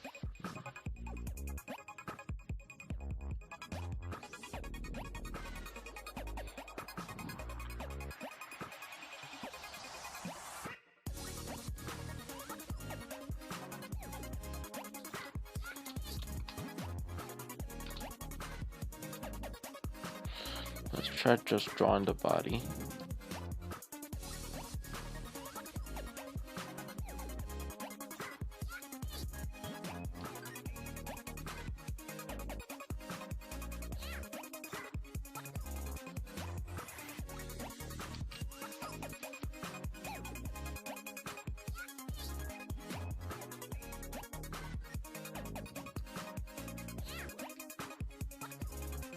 Now at this point, it's going around the tree.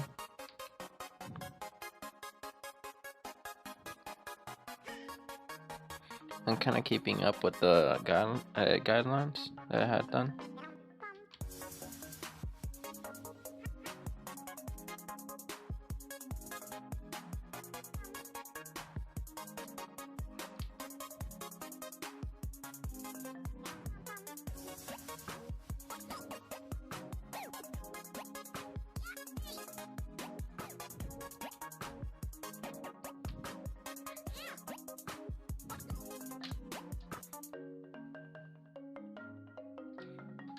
Now we know how big the head is gonna be.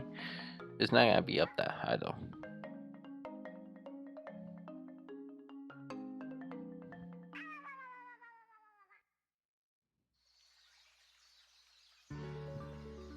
I don't think it should be like this. It should be more like that.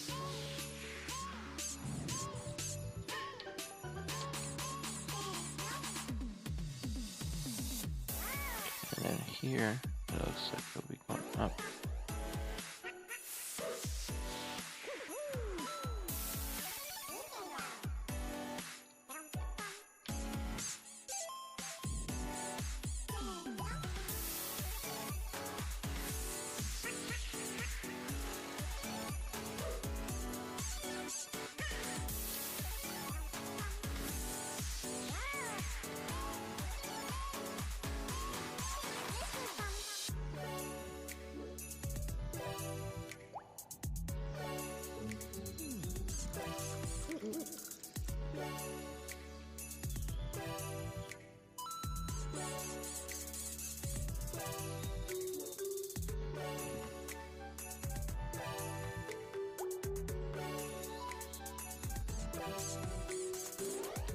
Give it some space in between there, and then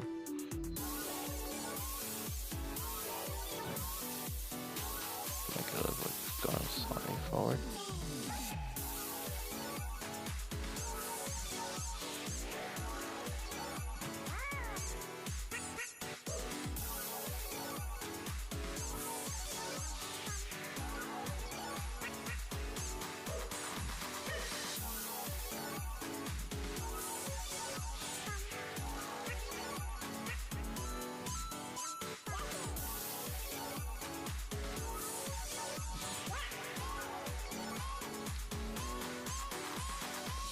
Turn this around.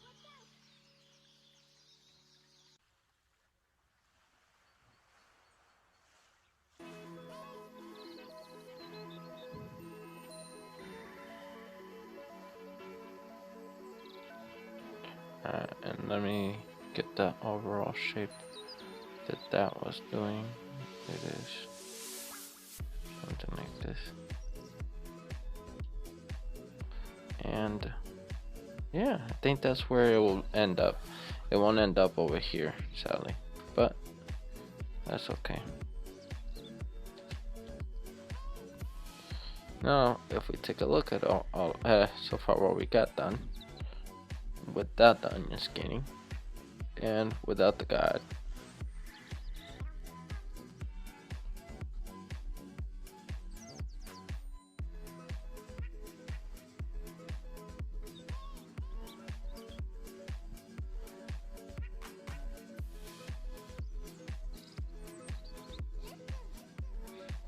It kind of looks cooler, like a little blob thing. So if you ever want to just draw a squirrel, sometimes just draw that little blob first.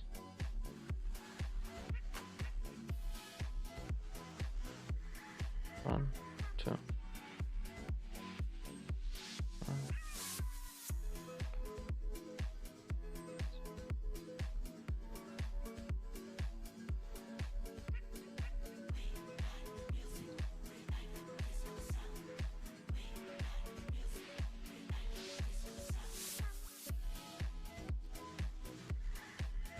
You know, during some of the corners it's supposed to get tight, but not all of it is supposed to get tight.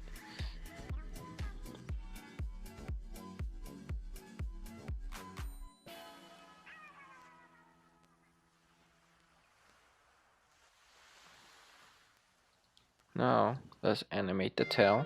I think, let's see where is it that we kind of like left it off without a tail. Here. We'll start off by doing that one.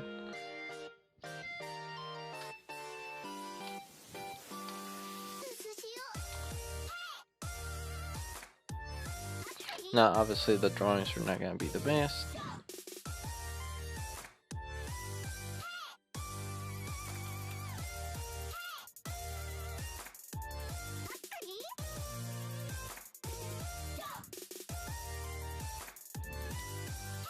Now the tail has a mind of its own, it kind of follows it.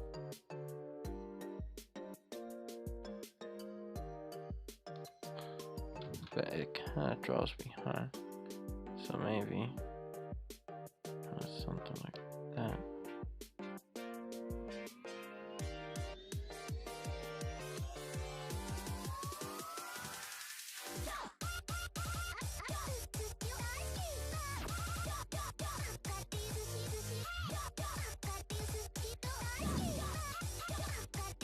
Normally, someone just drawing that.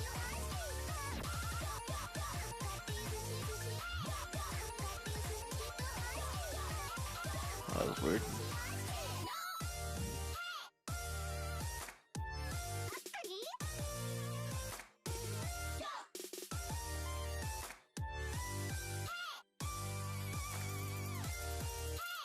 I'll draw the head and the tail. So that should be slightly tilted.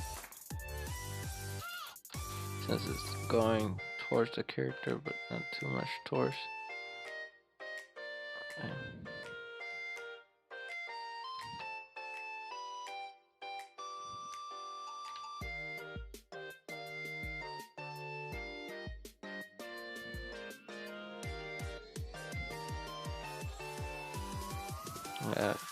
Make it in comparison to every other head and their nostril.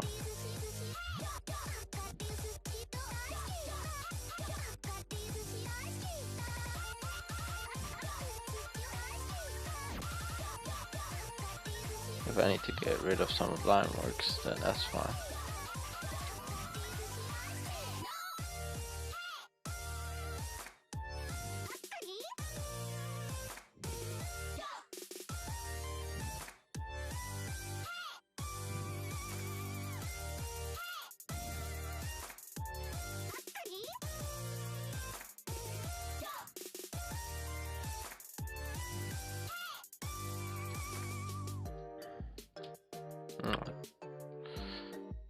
Okay, so, by this point most of you guys are probably very tired, since it's not like I'm talking about load, and I do apologize for that. No, it's almost 9. Wow, I've been animating for almost 3 hours. I was not expecting to be animating this long.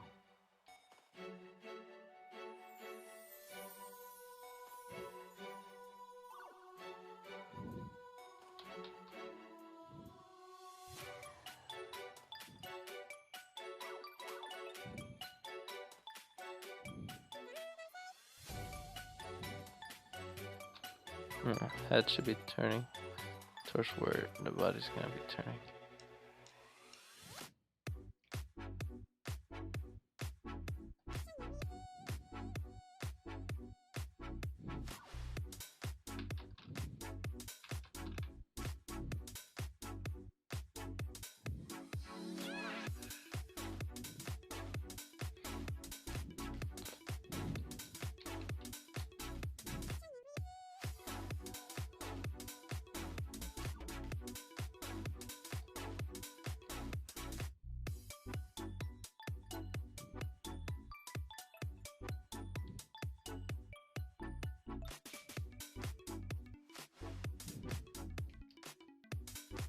This thing is really big.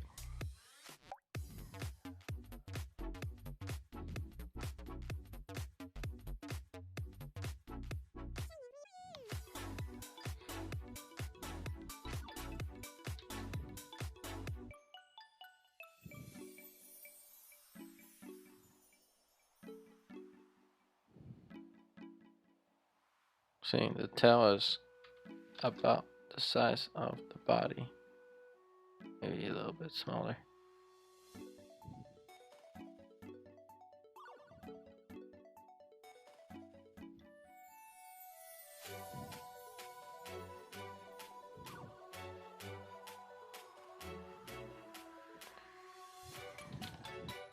I made that one way too far back.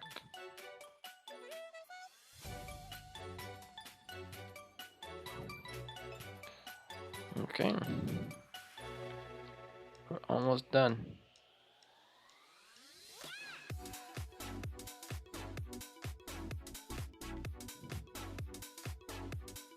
like a worm or something. The way that it like moves around.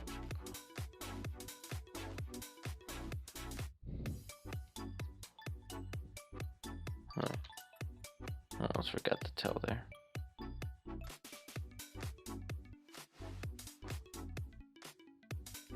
I think the tail should be twisting up a little.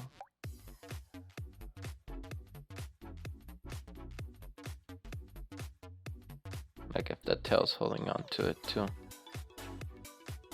And here, I think the tail should be twisting downwards.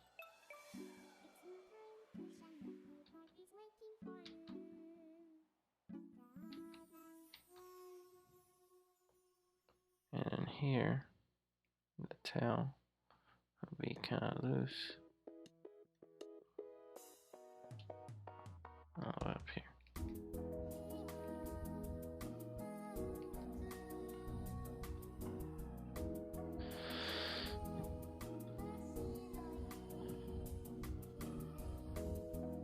Alright.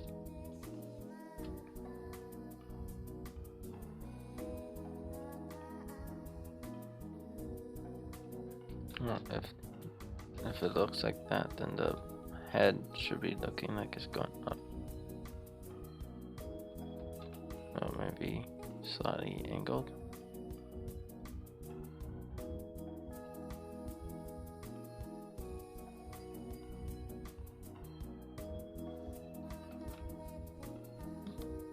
Oh, my ear. I'm gonna drink some soda.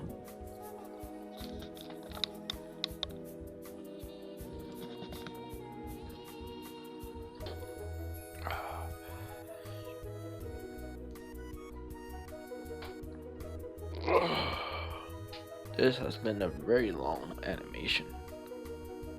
The way that the process has been. If anything, I should have done the same thing I did with the grass, but to the tree, so that I could just, later on, I could just take all the footages and then put them all together in a video editing software without having to go through all this node stuff, but kept something similar to it on Blender, so it's not so difficult. Because like most of this is not even gonna be seen. Like this part right here is not gonna be visible. Now there would most of this appear, unless like this top part right here, not visible whatsoever. Now there's this corners, but overall not bad. Let's take a look at what we got so far. Zoom to fit.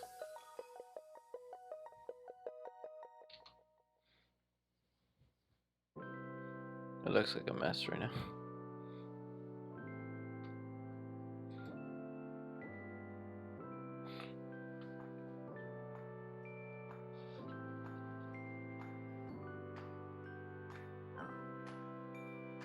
It almost looks like it got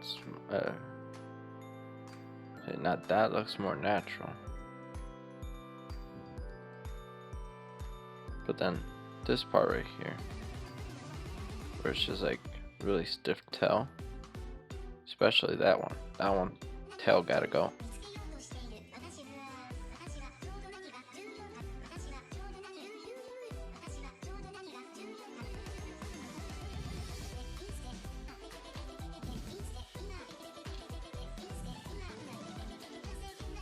So what I'm gonna do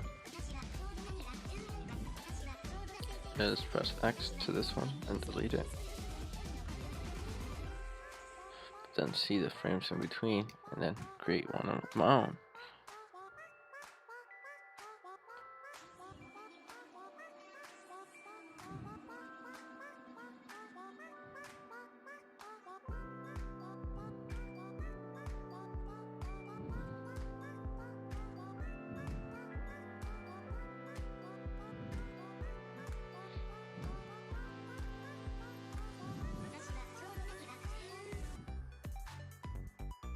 That looks more accurate.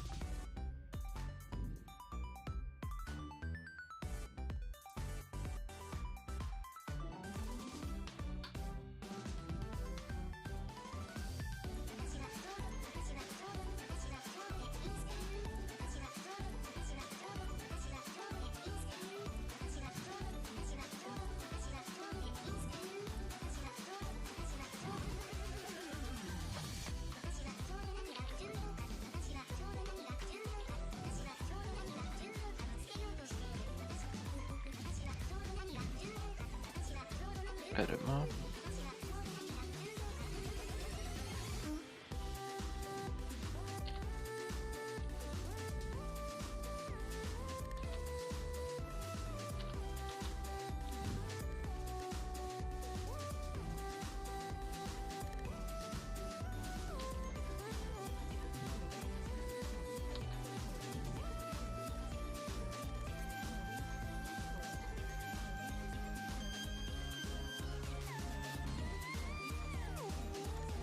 Almost looks like it's all selected, but that's the way that the color is.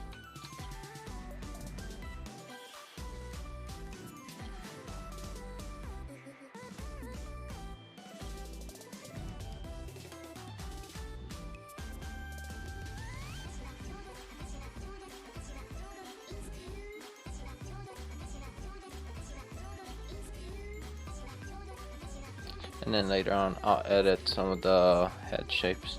Make sure all of them look big enough.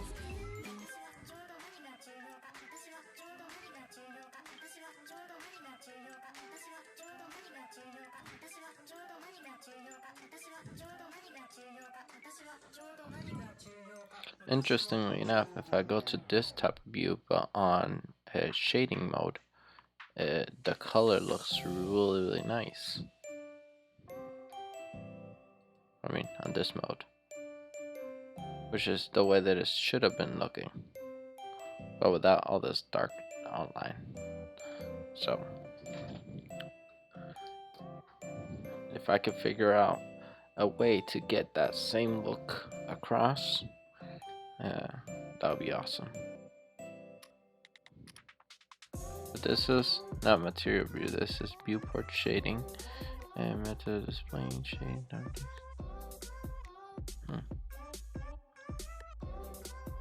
If only it could get rendered out like this.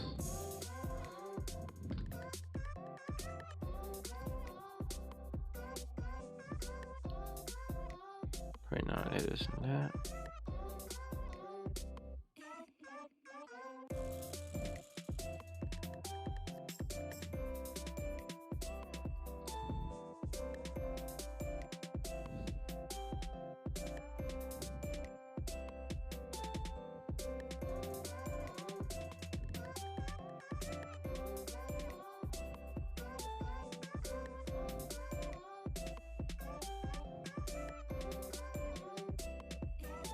See? Really nice.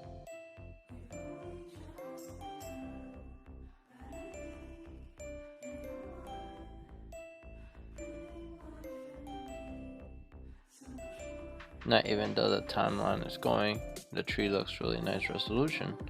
And the tree always looks the same resolution, it's just, yeah.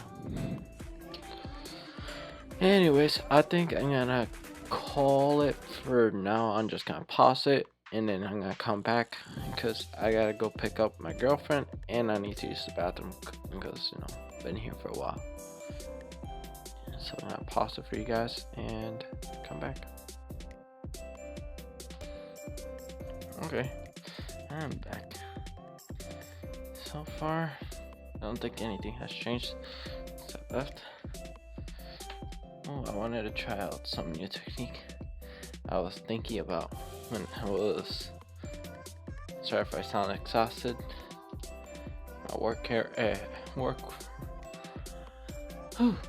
my workroom is usually in the 3rd floor of the house, so I had to run all the way upstairs just to get here. So I was thinking maybe I could try out this different thing instead of having the material for this, right? Go through all this process. How about if I just connect it straight to that, and it will have its original colors like that. And I know it's gonna get affected. See, it's already looking a little bit more blue. Kind of like here, now it looks even more blue. And just because it's being affected by the blue light from the world, similar to the background image, this one right here. is also being affected by the world. Go to drawing tab so you guys can.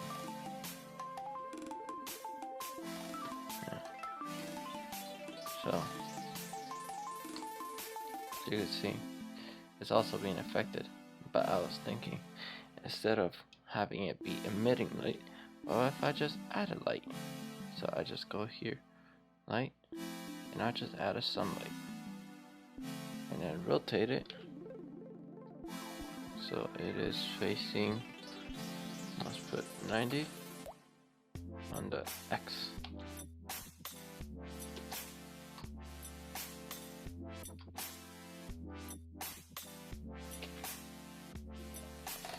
Now let's have this actually be affected by the light. Oh, the sun is there. What about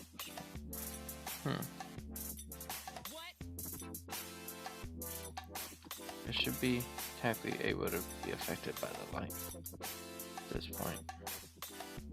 For some odd reason it's not.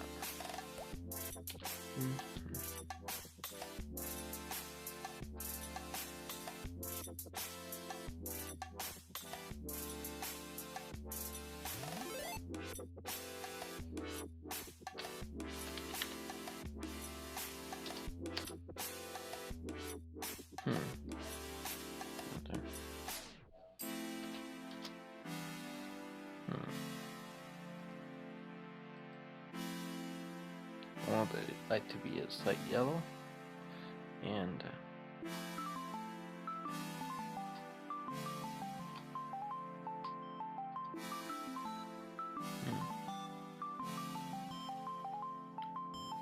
let's see, it'll be this tree.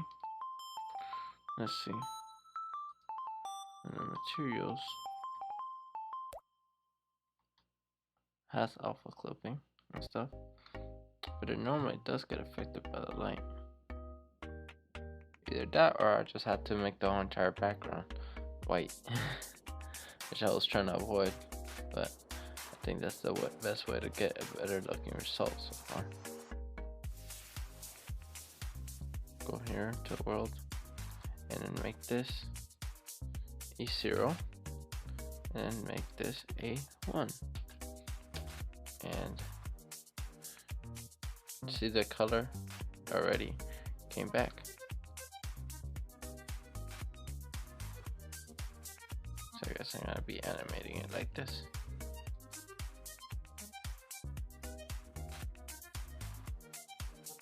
It already looks a little bit more readable.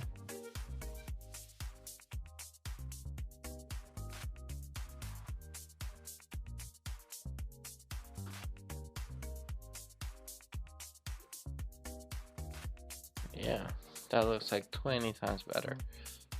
Now, when I render this out, I'll have to render it out with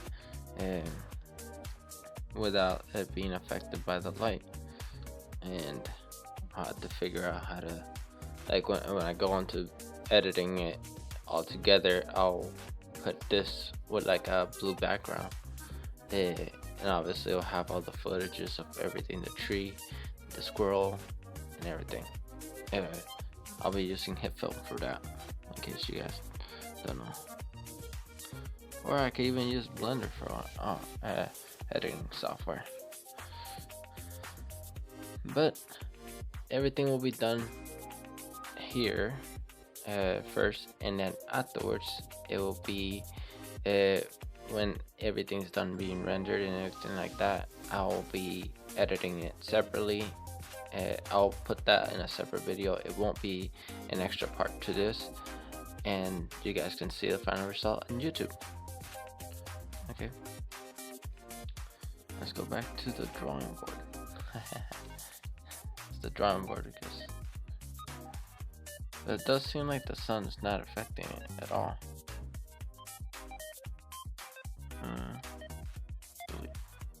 See, so it's not affecting it at all. Odd. I wonder why that is. Maybe the material of it was set up so that it's a shadeless somehow.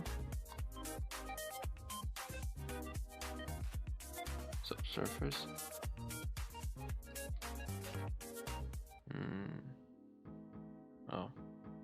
weird.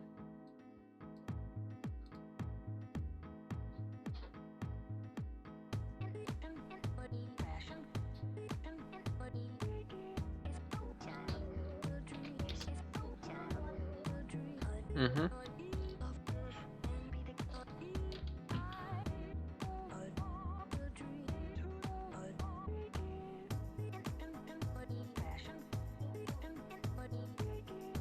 No problem.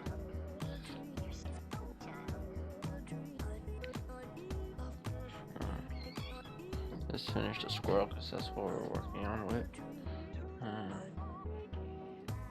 Now some of them, I noticed something interesting.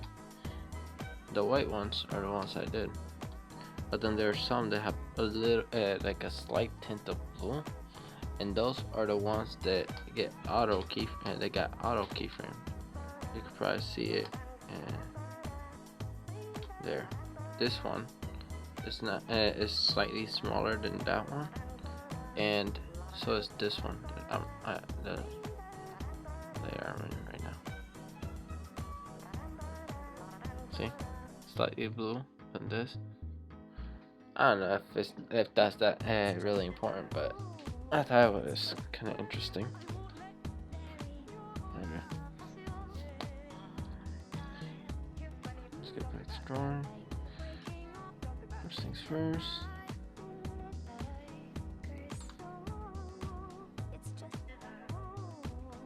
So there, gotta make sure I can see that, and go onto draw mode. That makes everything slightly white, which is very useful. I think it mainly works like if I was trying to draw on separate layers. Let's see. So this, the arm will be going back.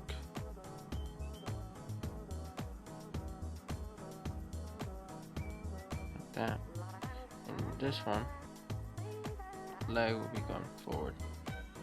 But you can always erase a little bit of that.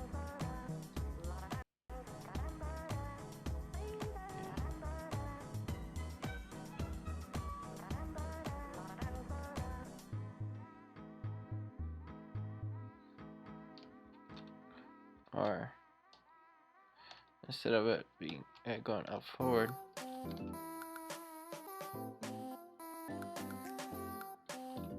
it's slightly slow, but I think that's because I've left my computer sitting on here warming up for a while, which is probably not a very smart thing to do when you're trying to work on animations.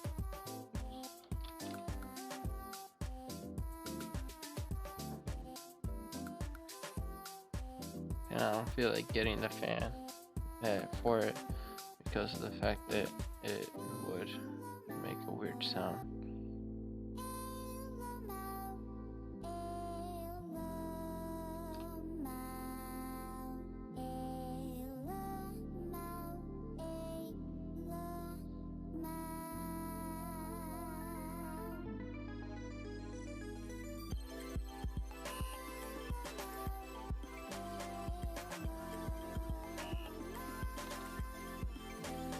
I'm doing the arms and everything in 2 pieces, and then 3, because that's how it looks. Plus it has like little claws. I could have just been doing those sticks, but I kind of like doing this little bird-like feet. Alright. This, the leg should be going forward.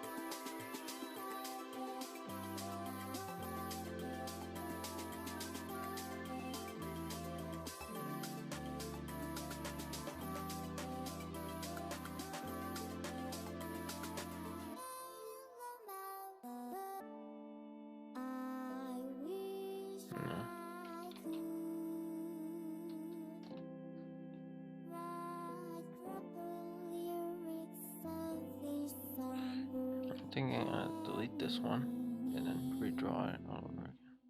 So the head's gonna be right here.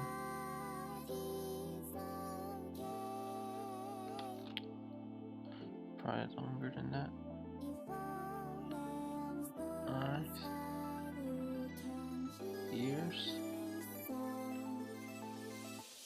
I know some of you guys are already judging. I'm like, what the heck? Those don't look like ears.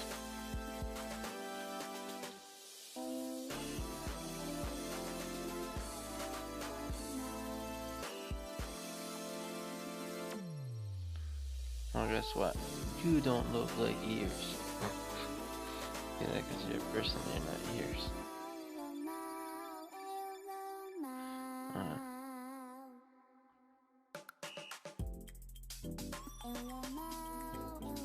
Okay. I feel like I should have this arm. This one stretching out, and so should this one. But it should be twisted, like his body should be like this. Maybe it's just me imagining it this way.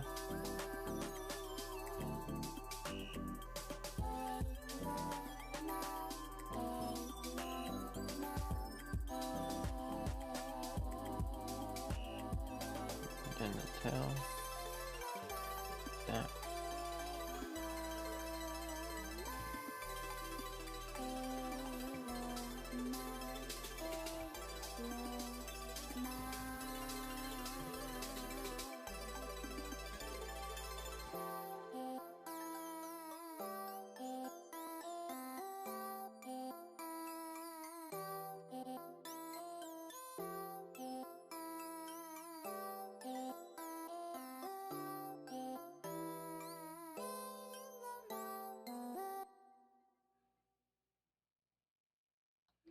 Right here in the next frame.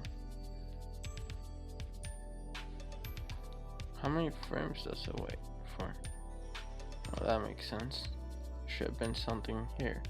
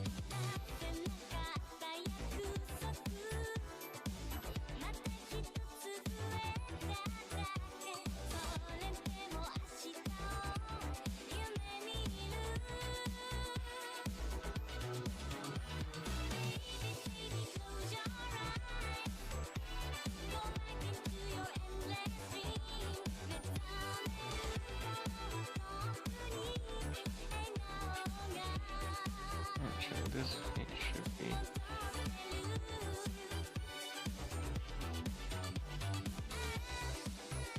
I'm trying to figure it out. One second. This feet should be like this.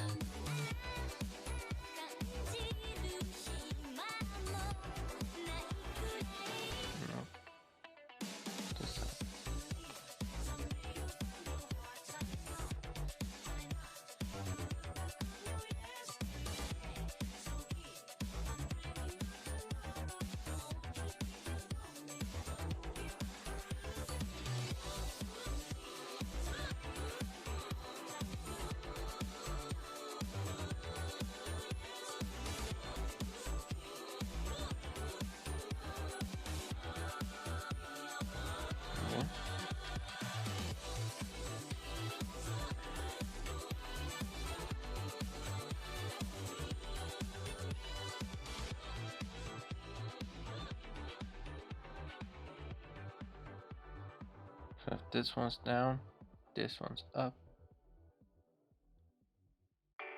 And it'll be like this. So this one's down.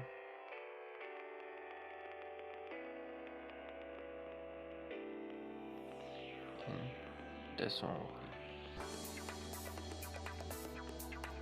be. No, this one should be. this.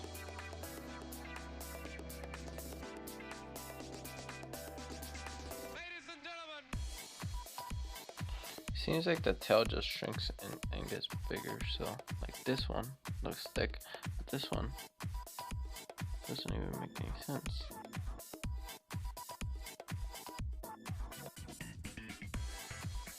Because the tail should be really puffy. So I had to work with all of the tails that look like that.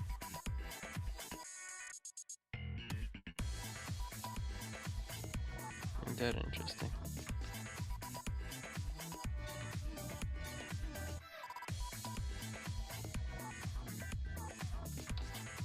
Pretty much have a little fire coming out of his butt.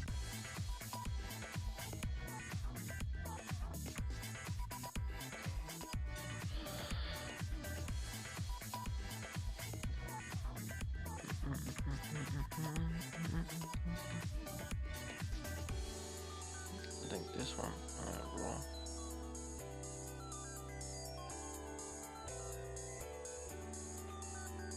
Down. Try to make it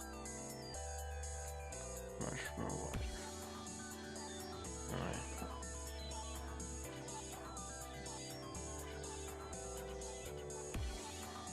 I keep going back at some of the old frames just to fix up some of the minor mistakes and some major mistakes too.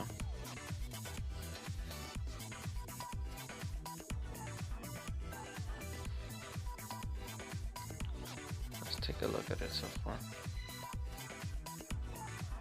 With the onion skin, I wish like if I press play, the onion skin would like disappear for like a brief moment.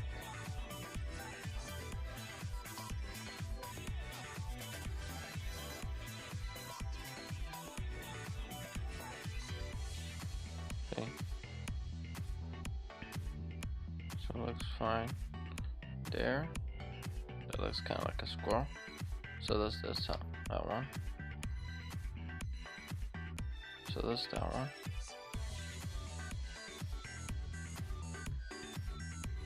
This one looks like it got stretched out, and it does not look much like a squirrel to tell. It's not super convincing.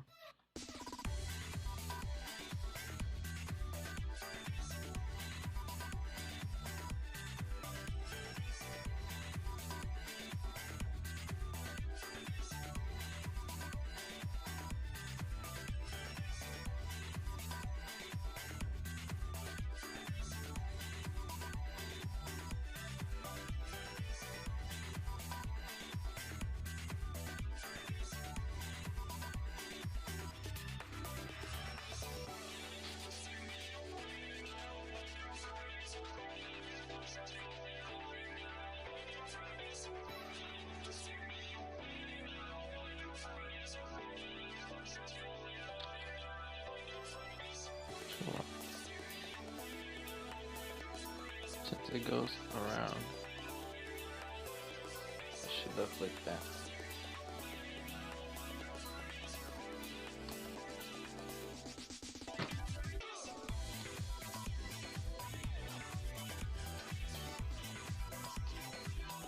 Ooh.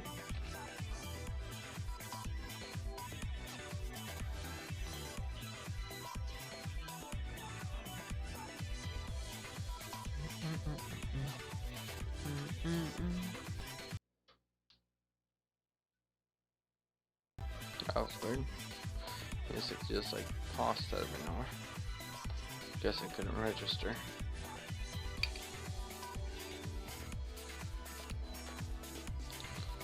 Let's finish this thing.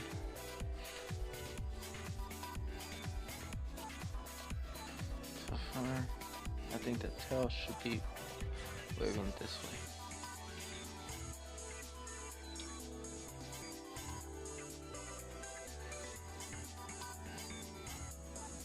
Sure.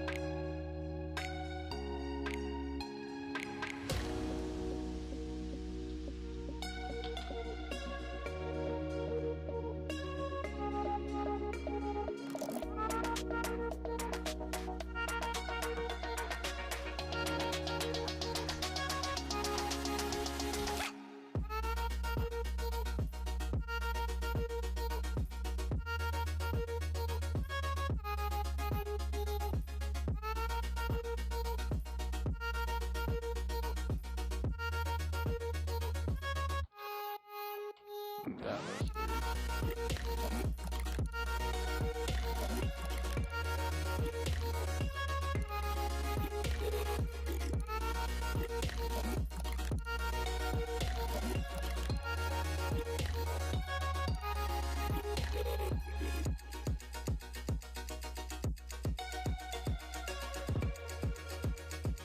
Let's see if we have.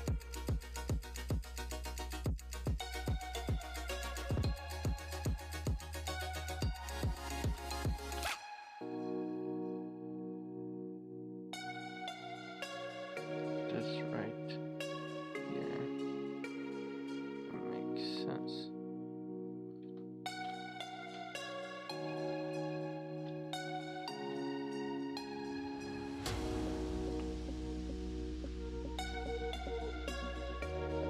Let's see.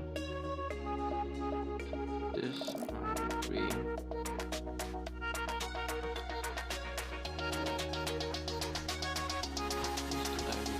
further back.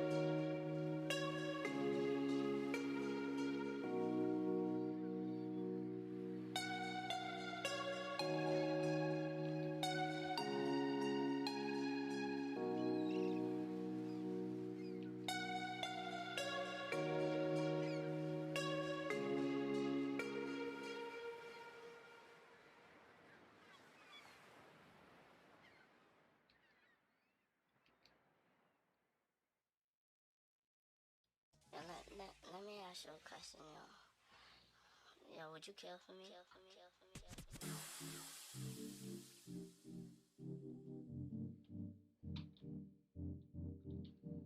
I keep pressing cap lock instead of tab.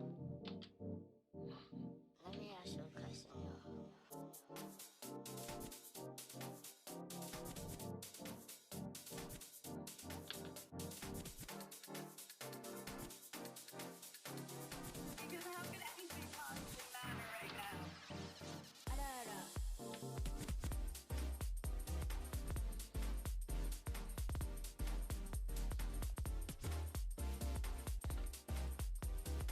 We always double check our work to make sure everything looks nice.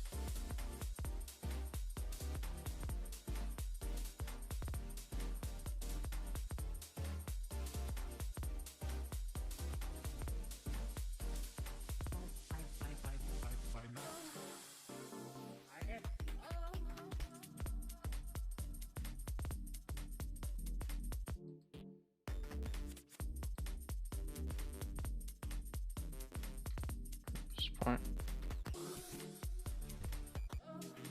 It definitely looks like it's doing that nice turn.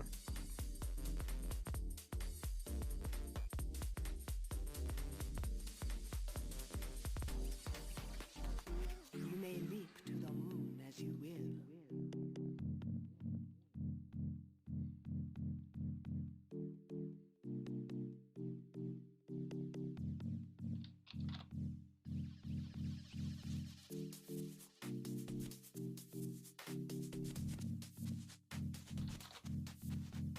Sometimes I like do the little stick, and then sometimes I do the little balls. This time it looks like, actually it looks more like this hand is stick hand. So it'll be like that. Yo, would you kill for me?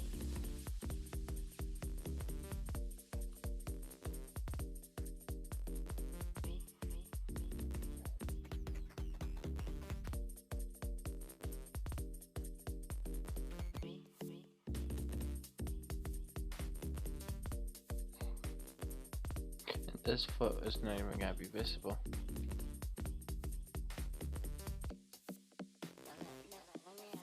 So we can always delete some of this. It looks like it's probably a chicken's butt.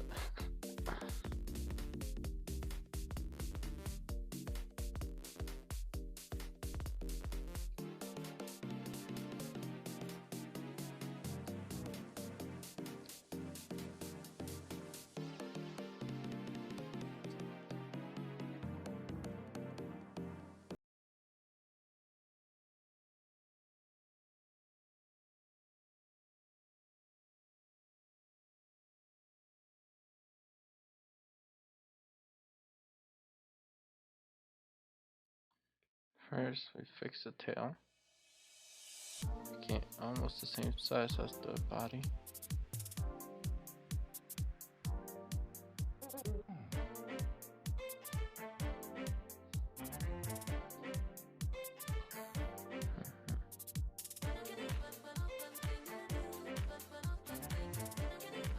If this one was down, this time this one will be up.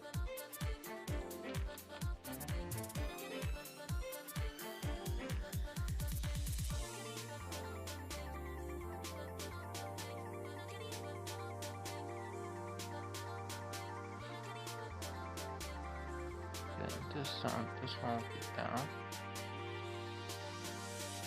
Just like that. This foot should be down.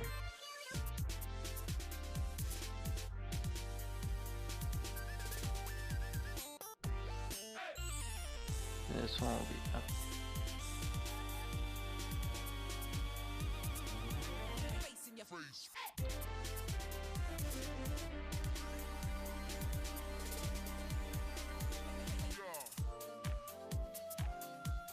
Now we gotta keep in mind that this is a circle area, like this like three-dimensionally we follow the flow of the lines, like that.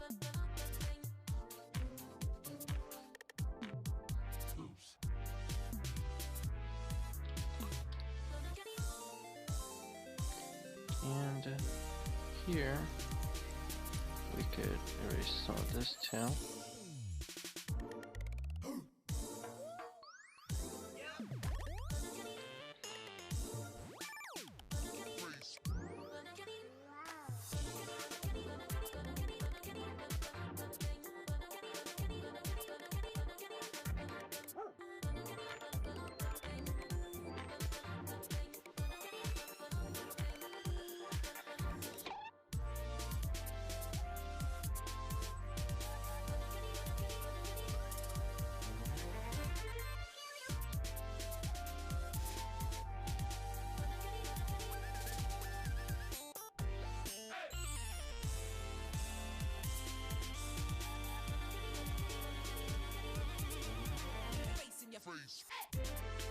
This one looks like it's just going around. I'm erasing part of this tail. Make it thicker.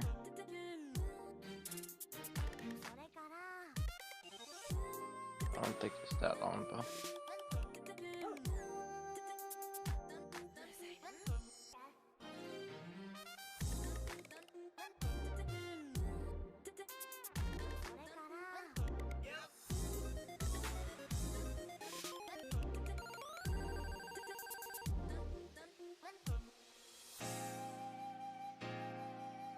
Maybe I'll do like a frame in here, somewhere here.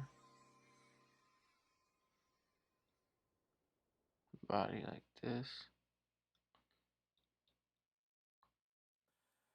Fall like that.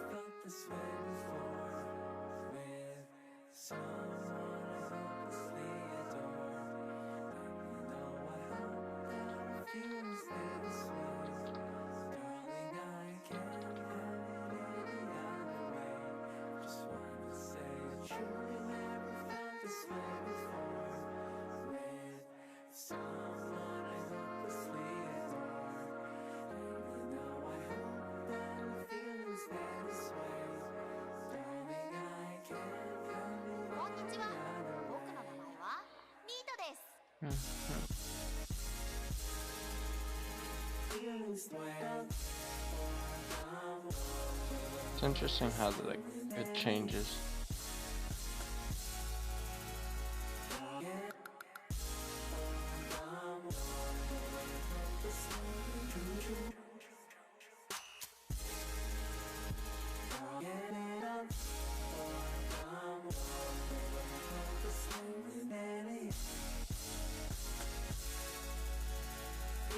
This one's going up.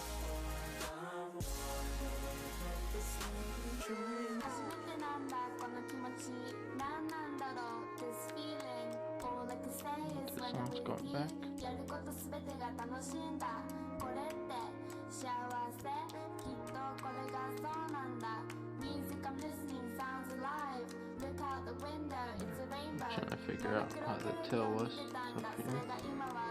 So the tail's in between will be somewhere here. But 本当に truly just really だから私のそばにいて行かないで行って And I feel like it should be edited by Schelmetty.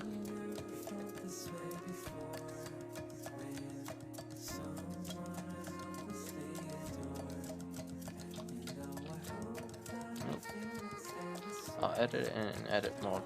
I think it's more accurate that way.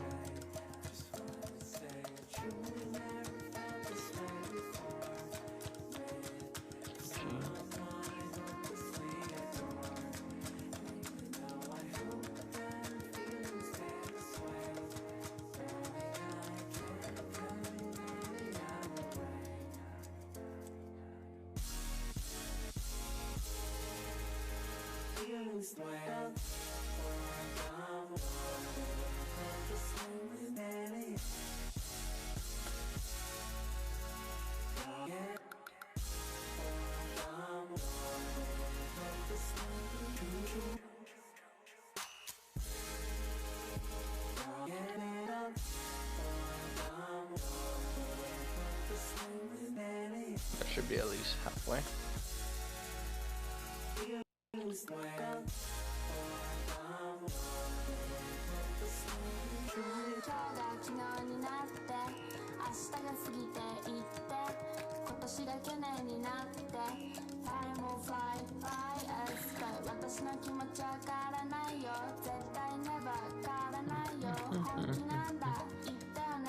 I love you forever and ever 朝起きた瞬間寝る前の last moment Think and purple think about you Think about you I think about you 嵐が来ても飛んでいこう私の目には見えるよ Clear blue sky all up high あなたに会えてありがとう I think I'm gonna change the music in the next time, the next recording that I do. For no, it won't be for this though, because this one's almost done.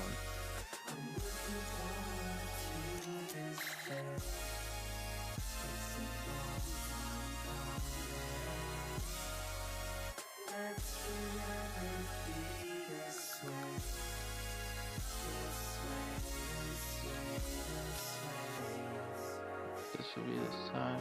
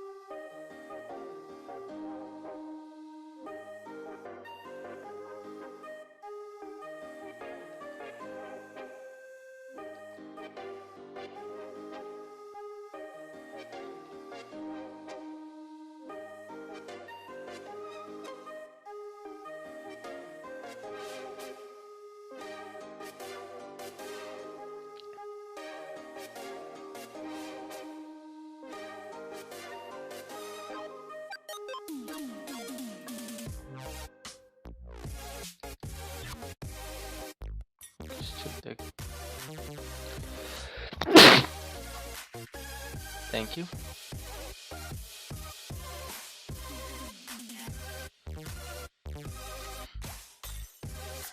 Smells weird.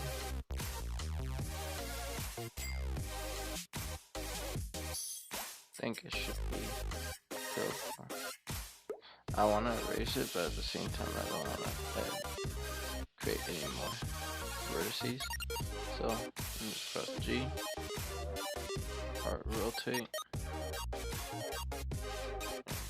See what I can do if I just press. What sort of effect does it get?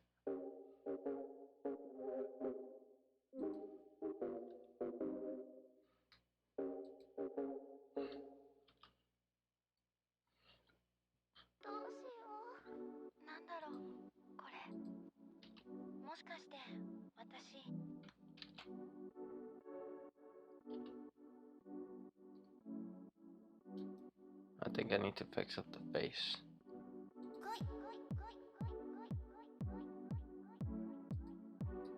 So I'm gonna erase some of this face right here.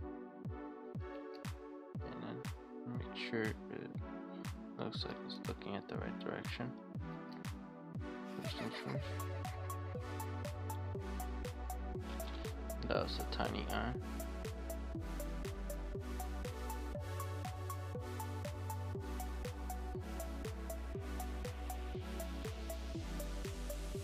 Although, right now it looks like the squirrel's head is like an extension of this body in a weird way. So I think I should have the head slightly further back. This.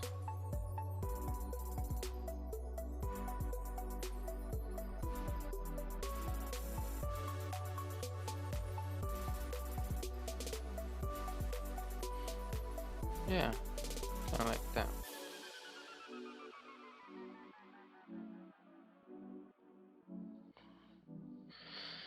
And no, this one, let's see.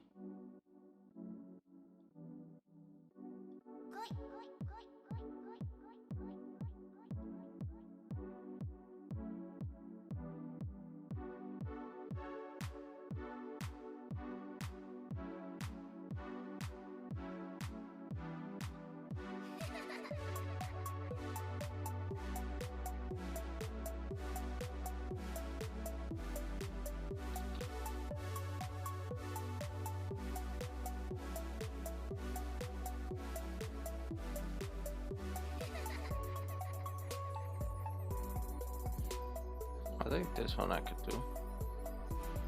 I could easily manipulate that into a tail.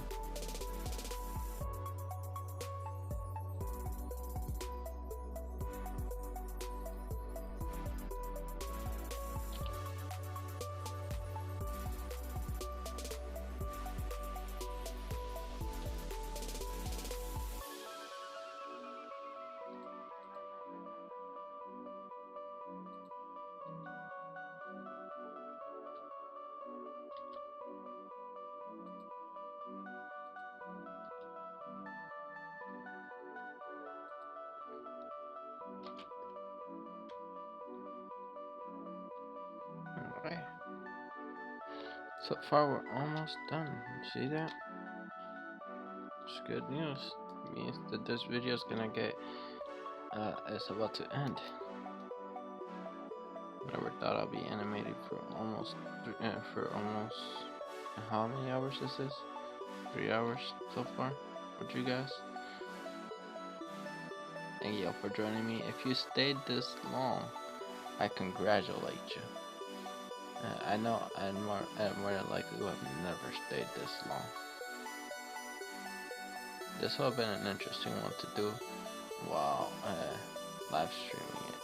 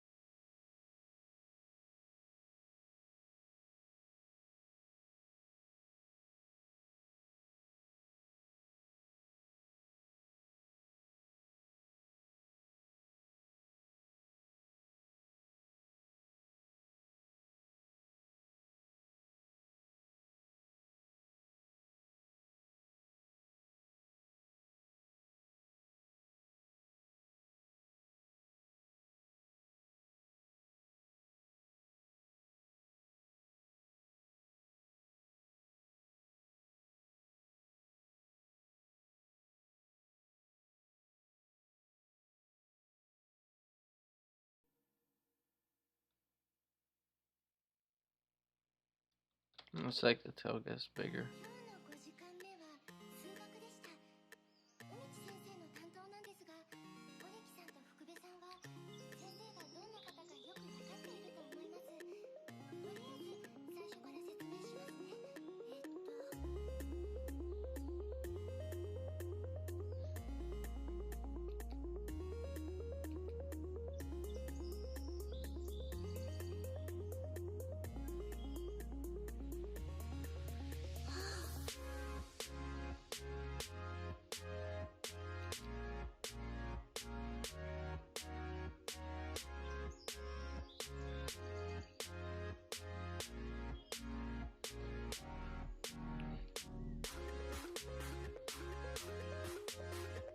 That's a chunky,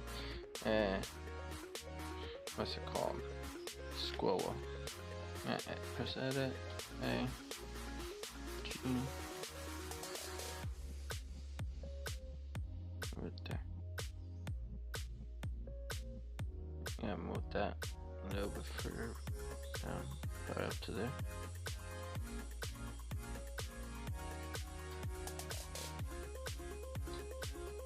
How many frames are left? Oh, 3. Let's bring those closer.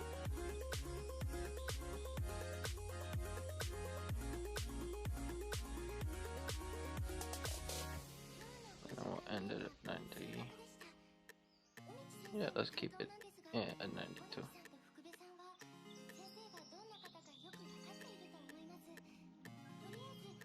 Although we could technically end it right there.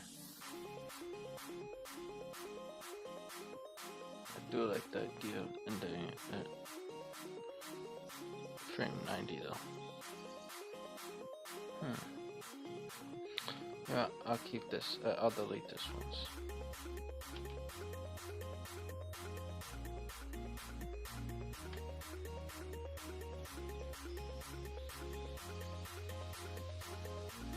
Now let's take a look at so far what we got.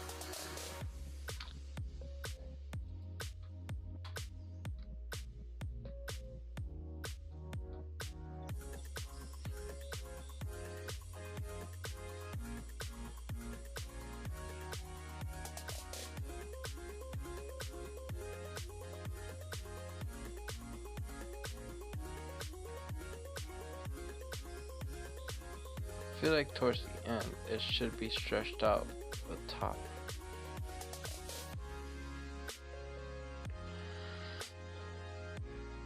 So I'm gonna quickly do that.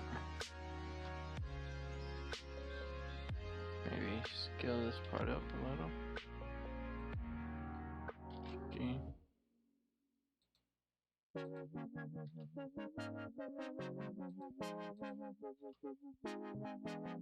Maybe not make it the squirrel look so chunky. Not so skinny though.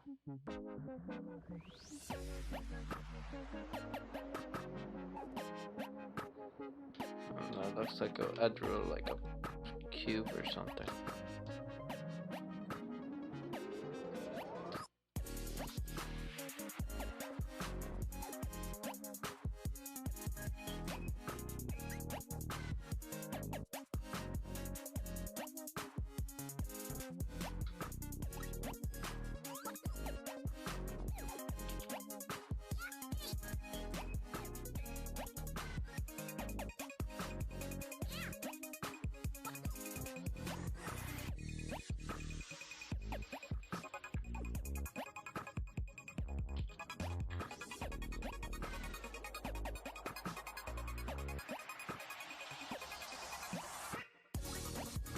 I think that works.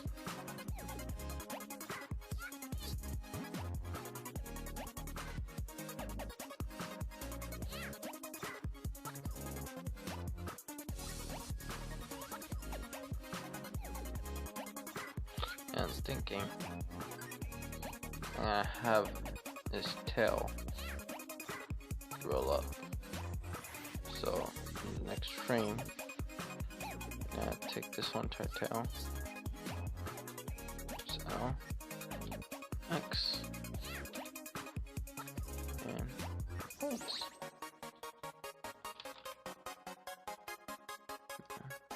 Press G.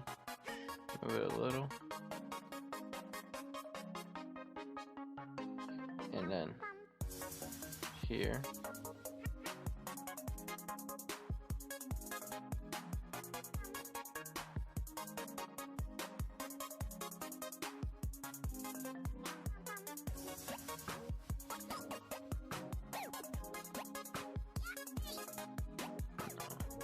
Maybe ON94. Press X, delete points.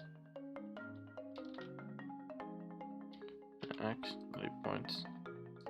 And this time, it's gonna have his tail.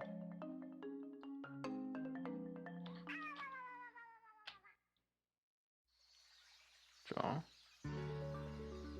And the only difference between all of the last one and this one would be how the tail is formed.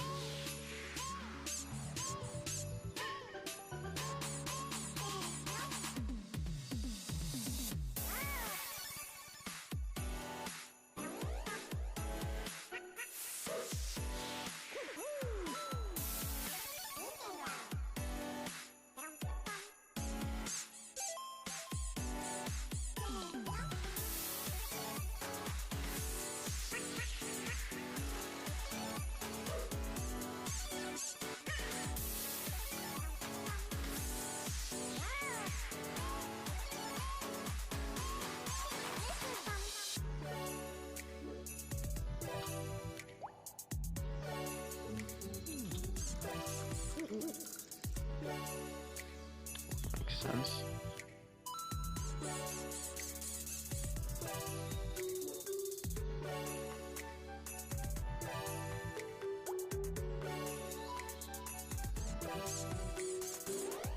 I feel like the tail should go up higher though.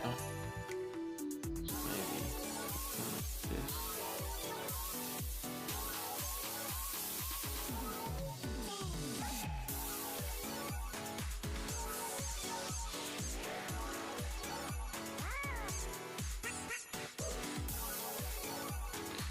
And then here, have onion skin, and then have it slightly move to the side.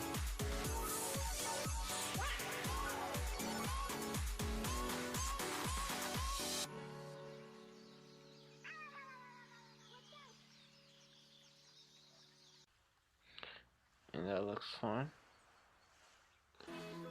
And then I can press somewhere in the middle and then have those interpolate into each other. Let's see if that works. Sequence.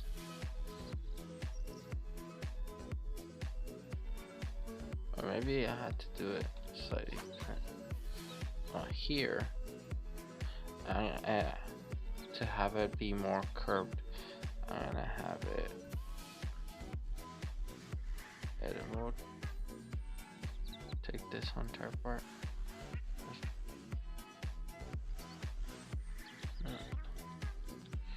Oh, Alt.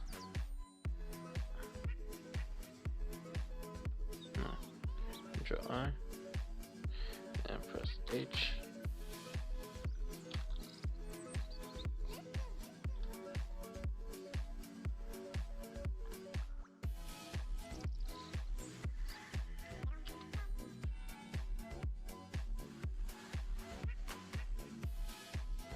Still connected.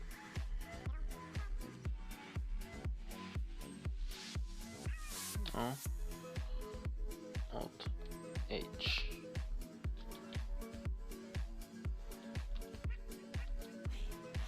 No. Alt R H. What is she hiding that for? Press G. Press R. G.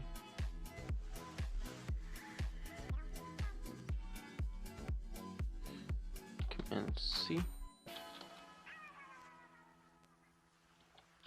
to copy it, and then press X.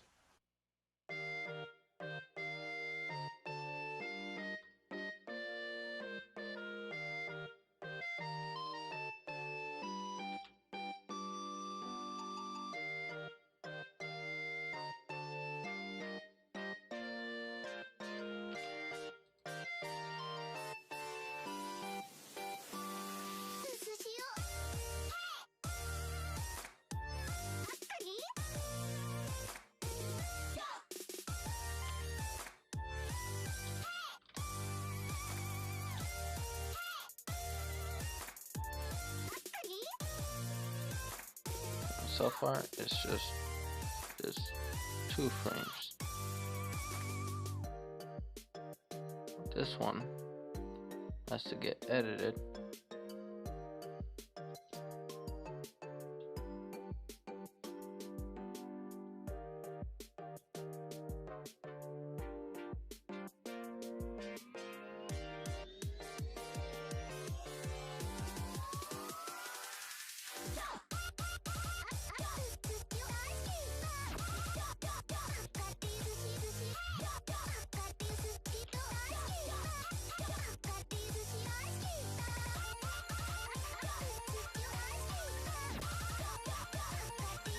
If I can get this right. Wait, no. Here.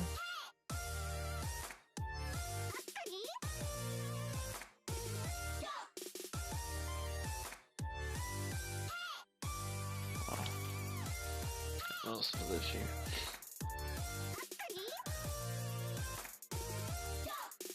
I'm trying to figure out how I should. I'll go this way.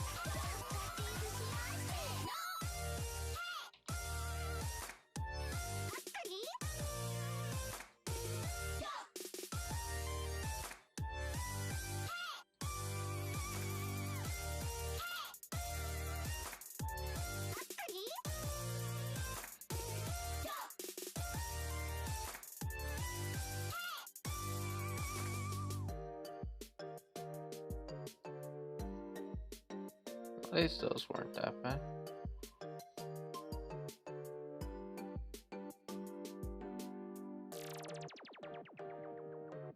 I think I edit this one.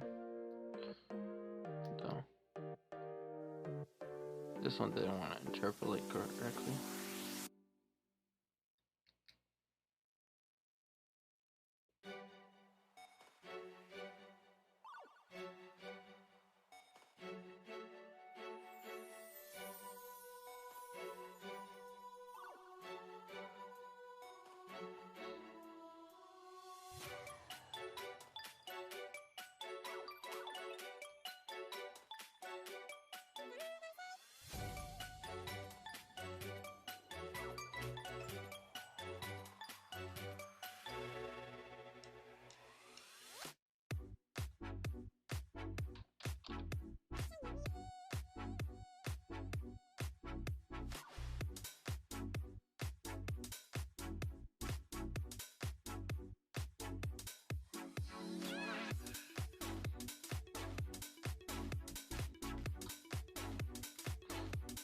If I go here and I just press Command V, no object pasted, object mode, edit mode, and V, and I just press V.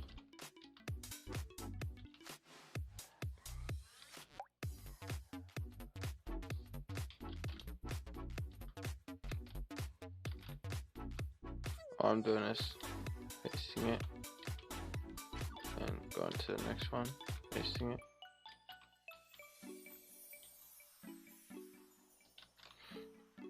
That one didn't really need it. Okay. Now, if I go to all of them,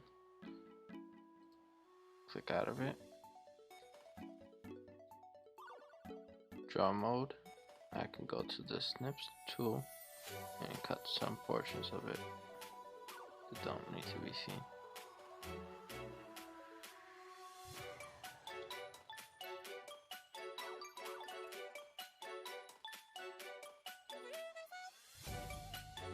Why is this taking so long to just cut this part out? That's weird. Okay.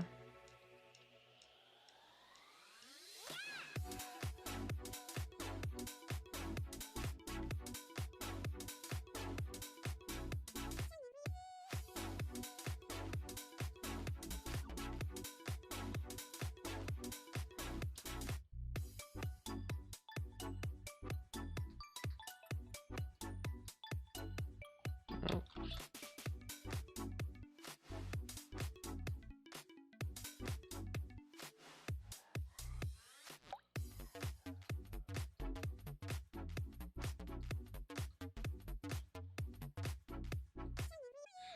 Almost done.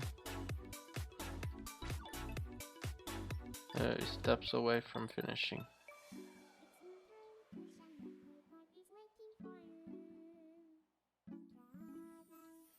Interpolation is awesome. You got a decent amount of the keyframes correct, at least 3 of them, which saved me some time. Now, if I go to object mode, press play, click at the line work.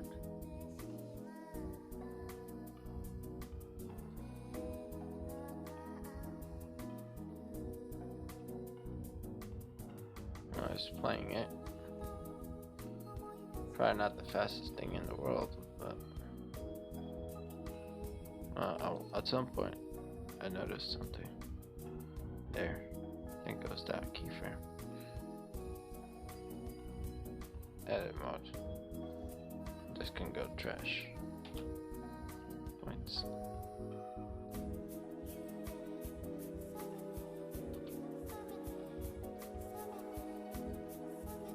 Oh, don't tell me it was.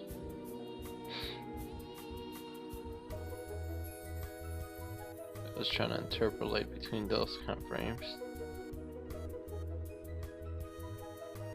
No wonder it was weird. Okay. Now everything looks fine. Coloring time. Finalize time. Yes.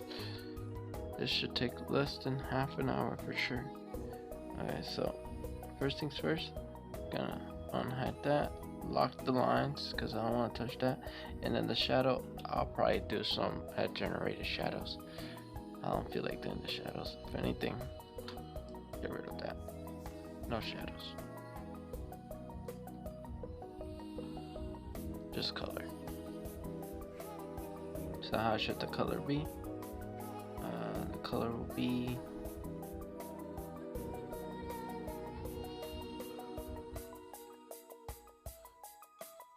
under draw mode.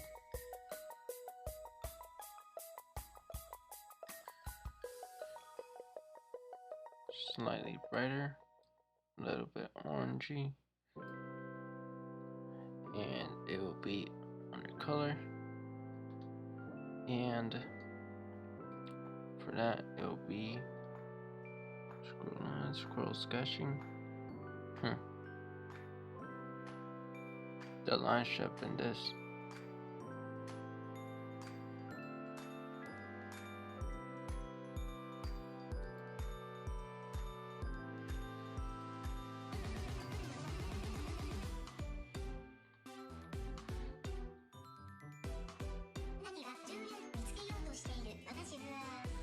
I use solid fill.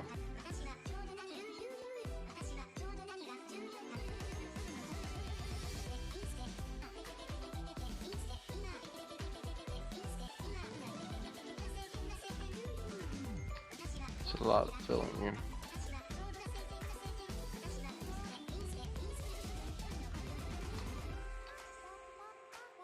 I think it starts at 10, frame 10. I know there's in the fill tool, there's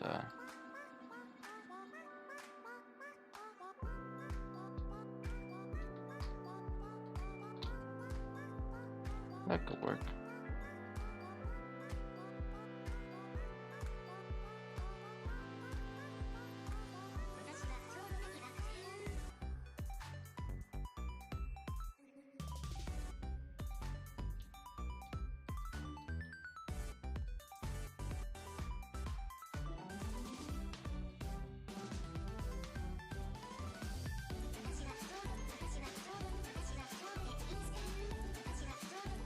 I'm using the negative, so I just press outside of it and it's all correct. It does its best to guesstimate. So far it's doing a decent job.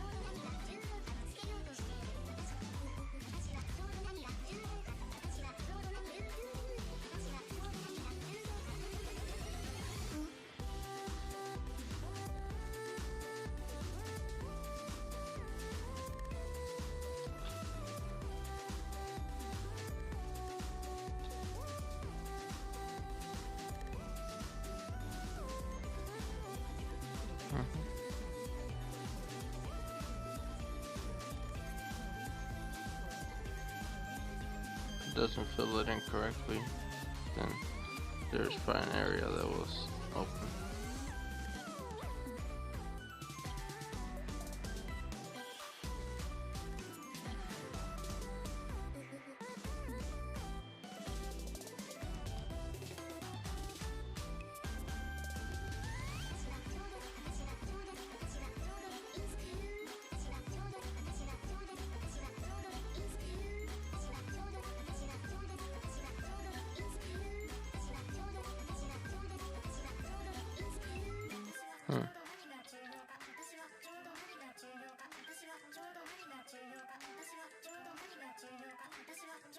It should just be fill.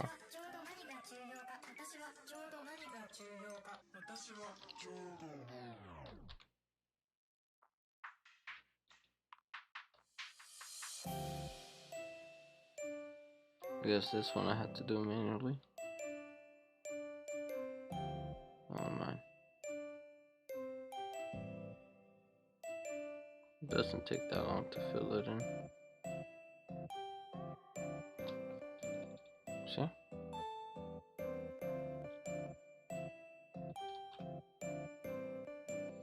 If I miss out a little bit, then that's fine.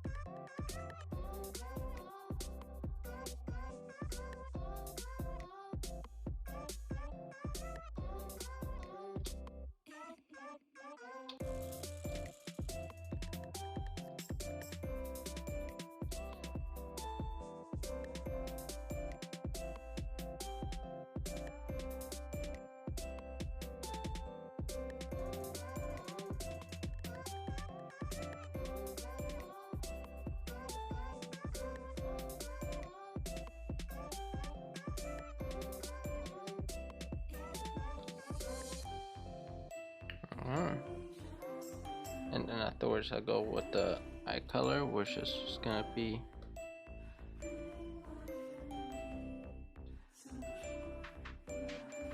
a black.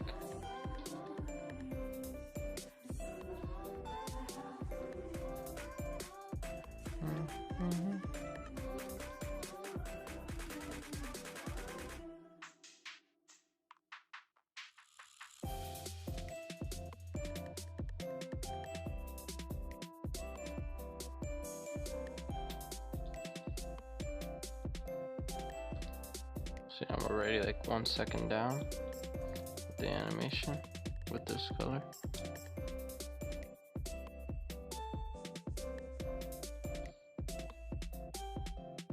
It's only gonna get faster too.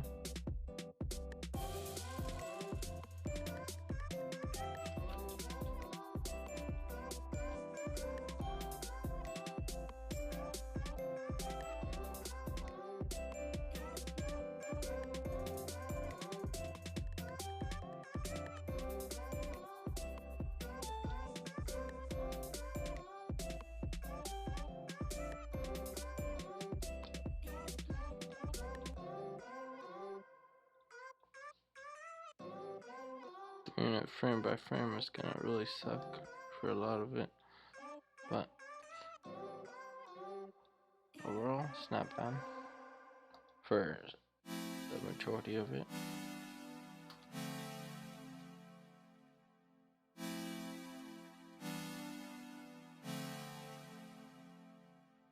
Okay.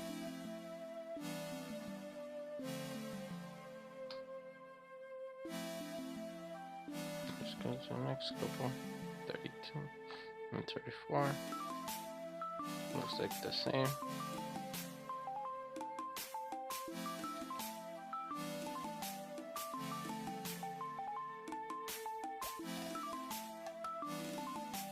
Now if you're wondering how I'm doing this sort of thing where I'm going around them and it's not affecting it, first I go to negative, but when I need to do the fill like that, like the lasso tool, I will just press shift.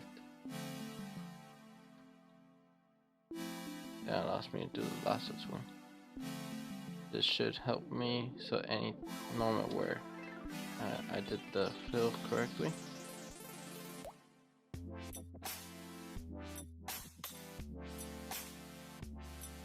And it didn't really need a lot of work on it, then I wouldn't need to touch it much. But if it did need it, like this one did, I think it needed it because of this little part right here.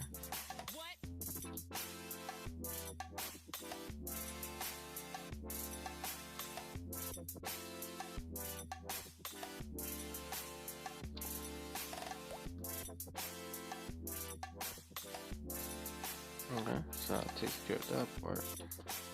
But if I take care of this, let's try it now.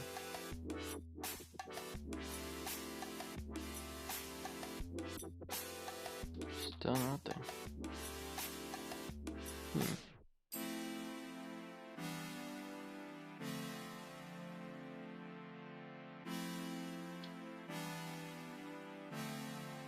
Let's try now.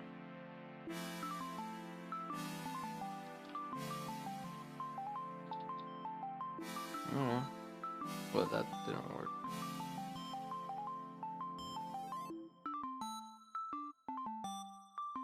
I forgot to press shift. That was pointless.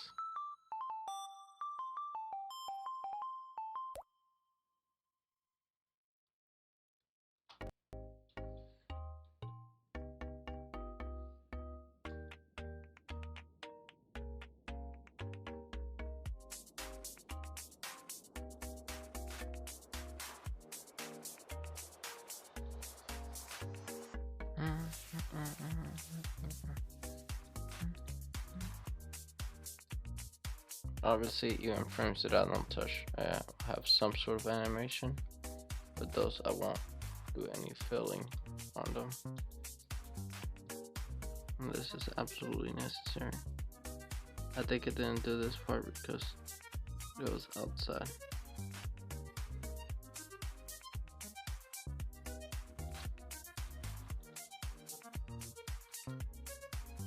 So I gotta make sure I can see everything.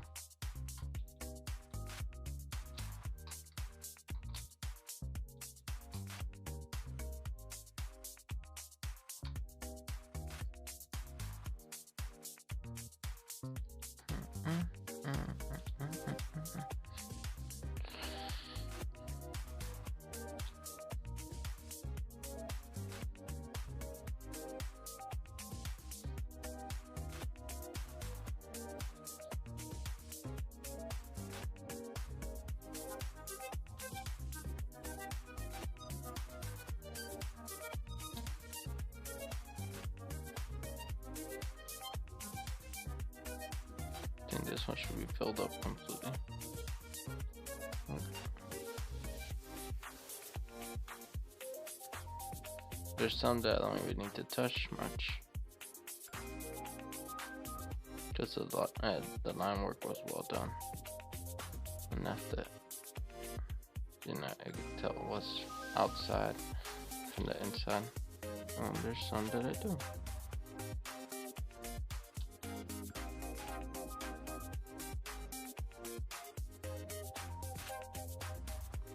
It's fine if it looks weird.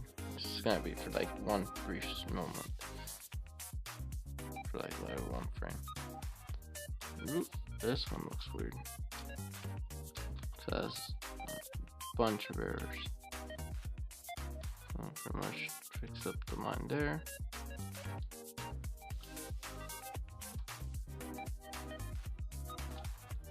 Fix up the line there.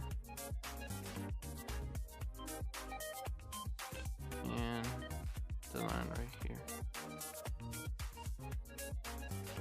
And try now.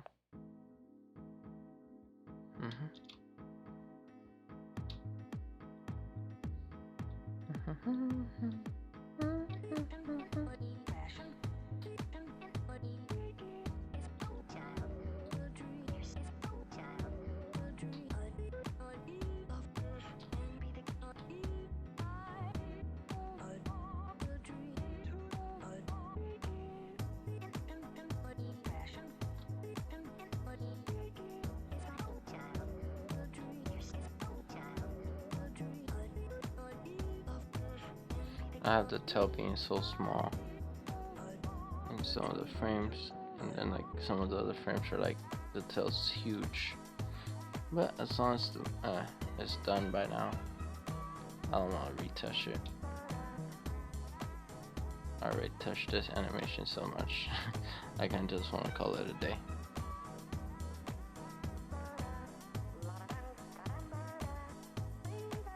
It's kind of like working on a painting that you've been working on for like days on end.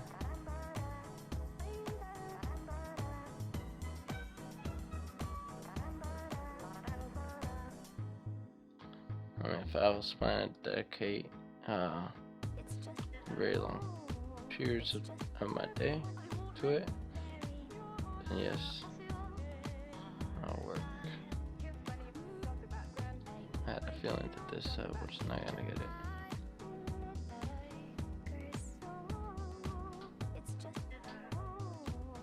That's half of 100, or almost half of the frames.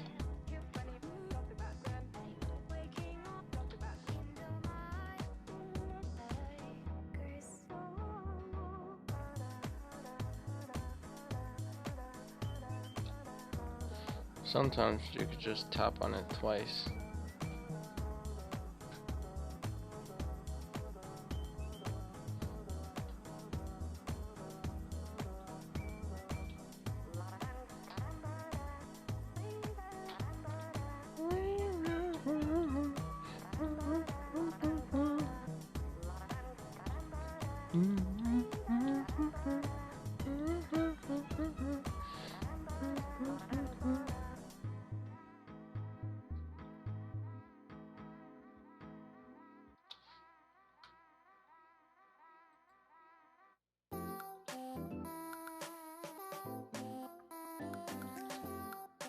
Now, I do not know the type of squirrel this is. I know it's a red squirrel, but I forget. Or maybe it's called a red fur squirrel? I don't know. I'll look it up. The one I'm doing at least.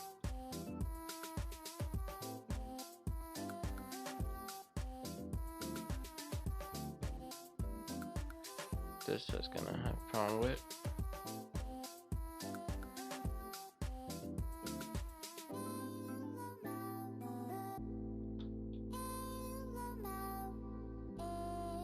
Some parts you can kind of tell that it's gonna have a glitch with it. Like it's not gonna work. This one should be fine.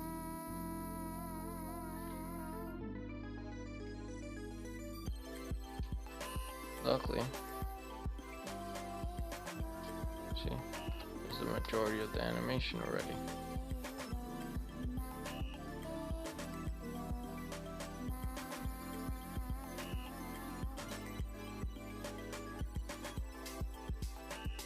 On there.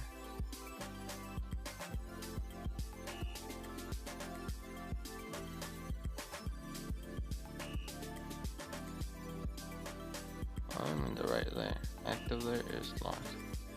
Wait, what? What layer is it on now? Should be on call.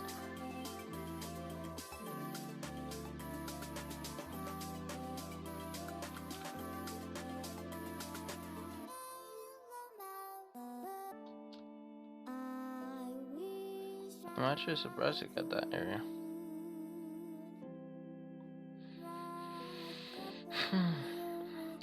Also again, Ishi.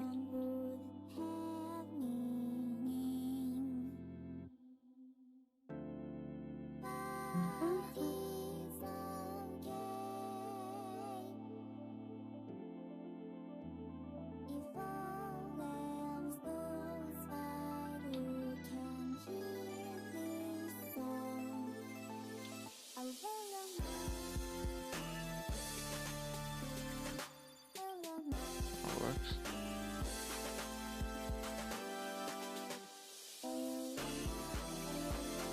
Almost done.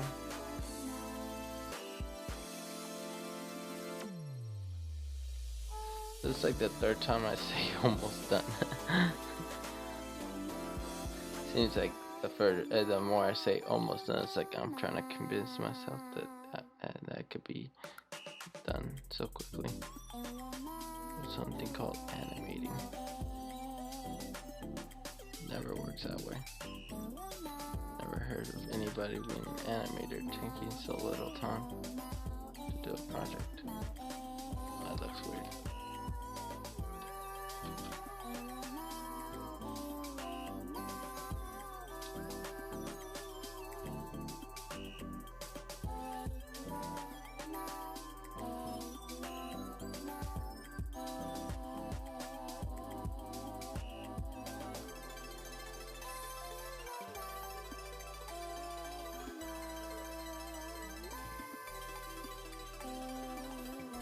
Yeah, I can tell that I'm at the end, near the end.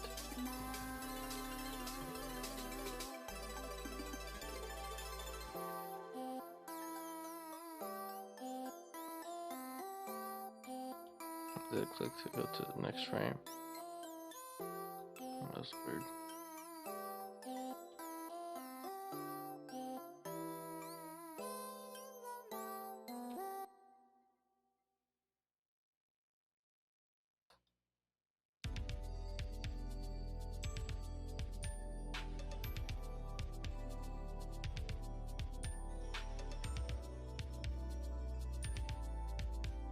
No, Blender's definitely slowing down.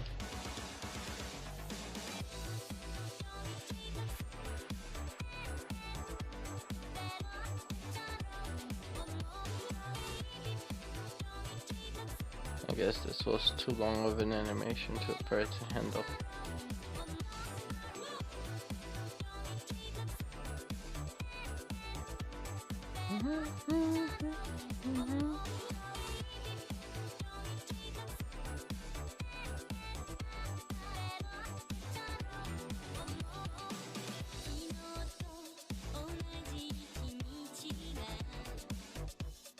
There.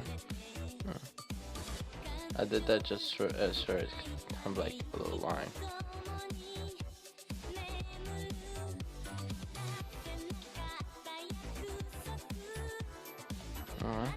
Interesting.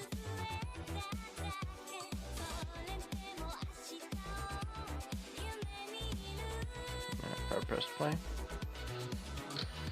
let's take a look at our masterpiece so far. Keep in mind that we only do one color at a time. It's like the squirrel just got bigger all of a sudden. Like,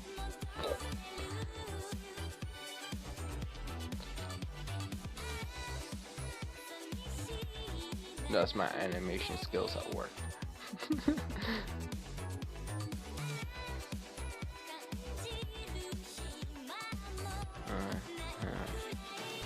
Let's see what we could do. It was gonna be a dark color. Let's have it be, yeah, that.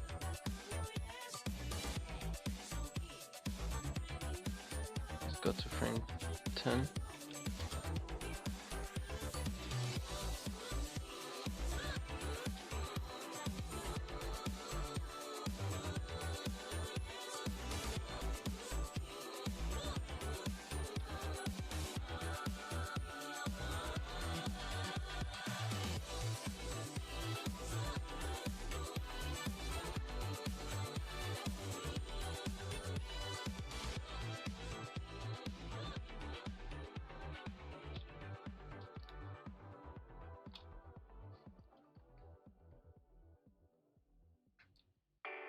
I have it set up to be color, and I have it set up to be solid fill.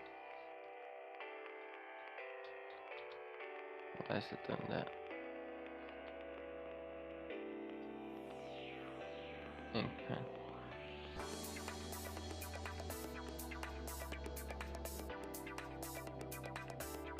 Oh. Let's try one that's not set up automatically. Ladies and gentlemen, Pen. Solid fill.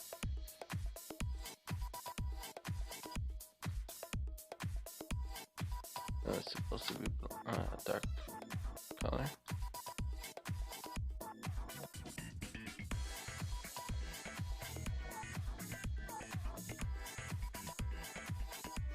Maybe not that dark.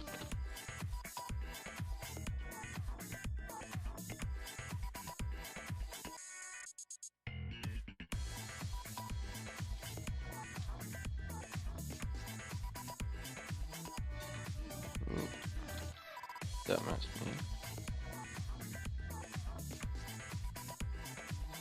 Yeah, let the frames load. Oh, and not just that, but also the nostril.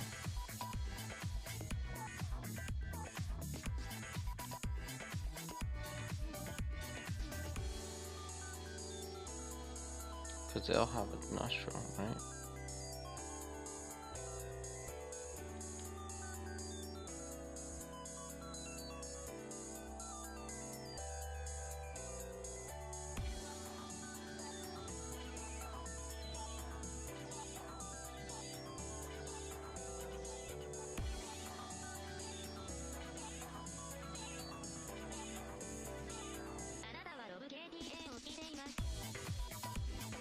I'm doing some of the shadows with this.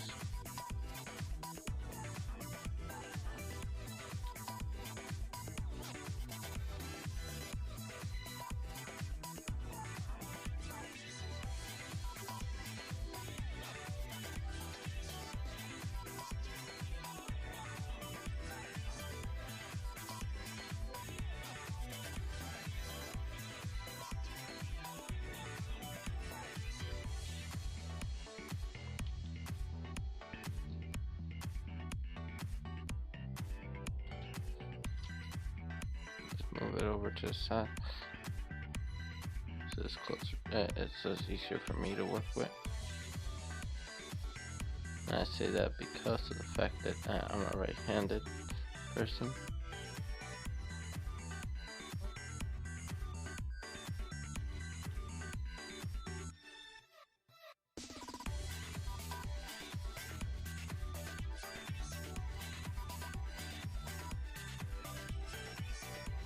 That's fine if all the shadows are not exactly accurate to the last drawing.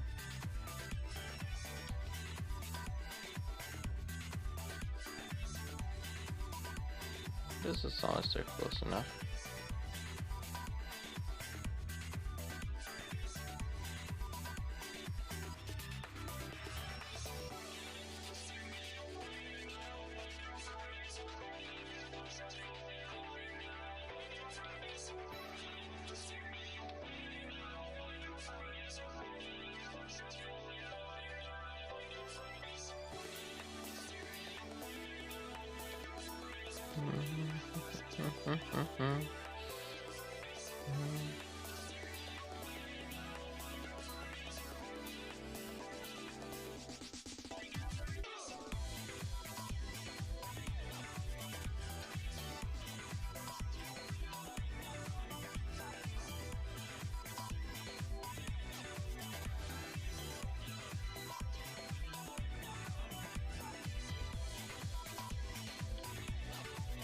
Every single time it changes a frame, I know that there's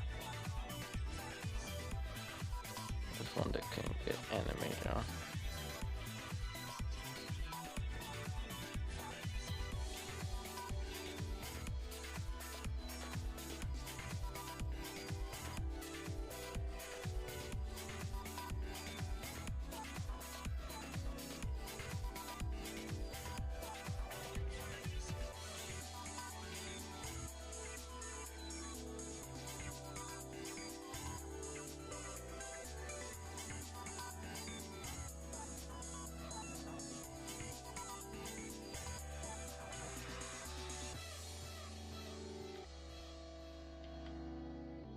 That always had the thing underneath his neck. Oh. This one seems like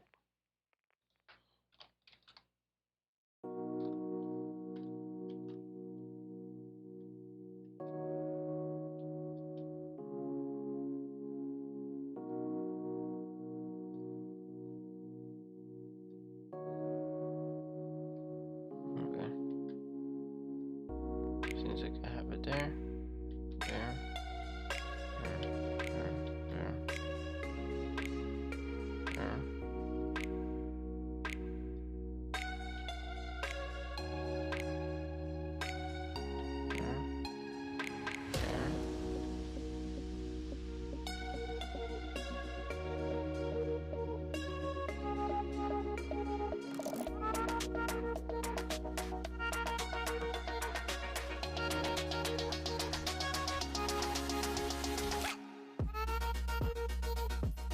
I'm kind of tired already.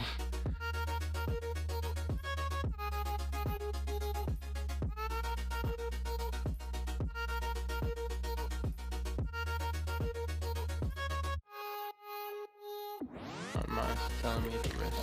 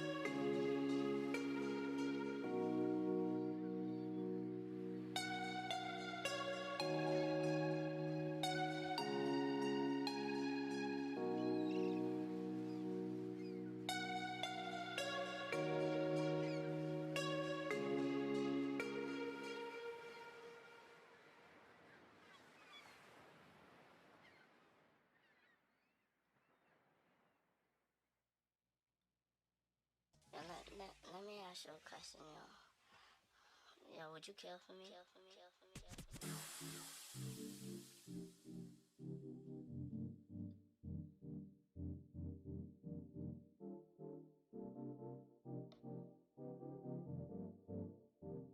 Let me ask you a question, yo.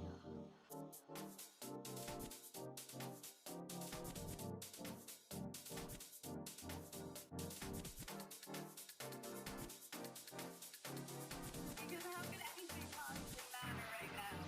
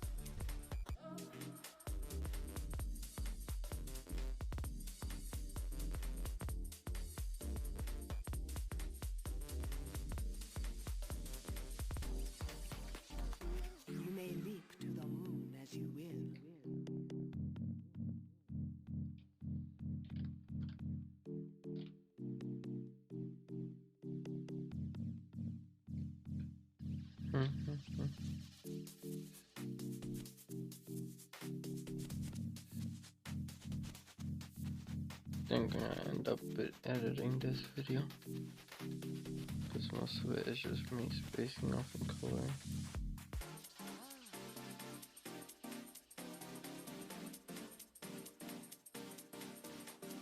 Because how could anything possibly matter right now?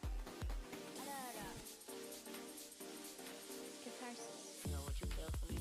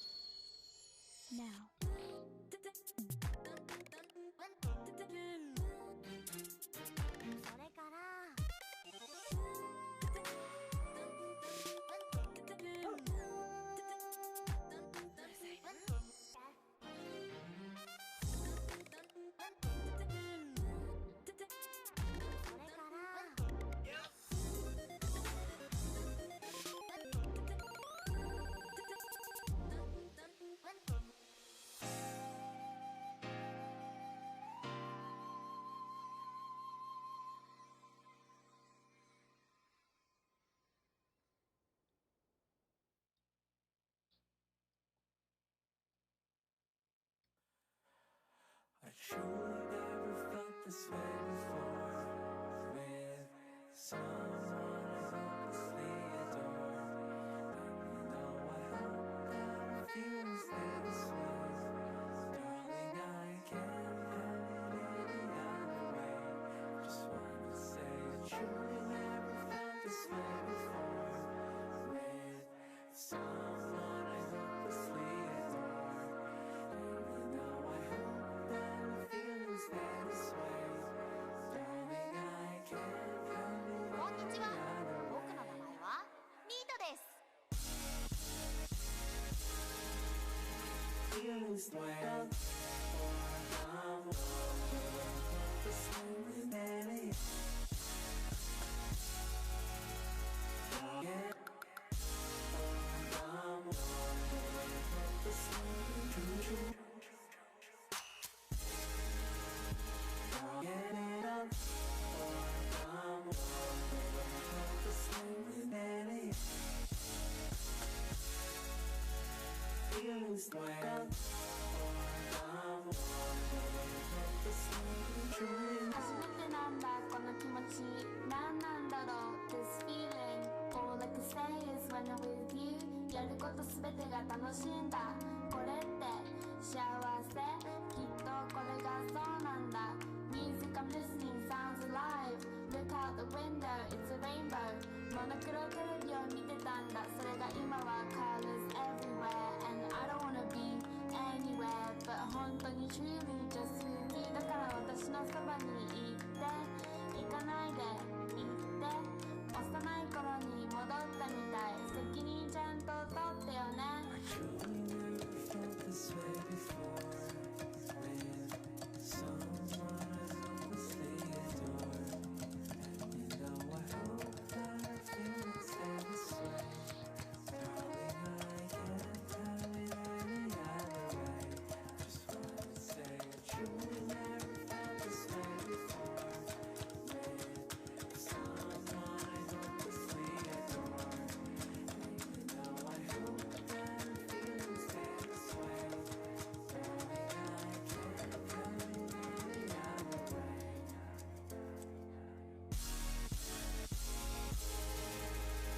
Feel this way.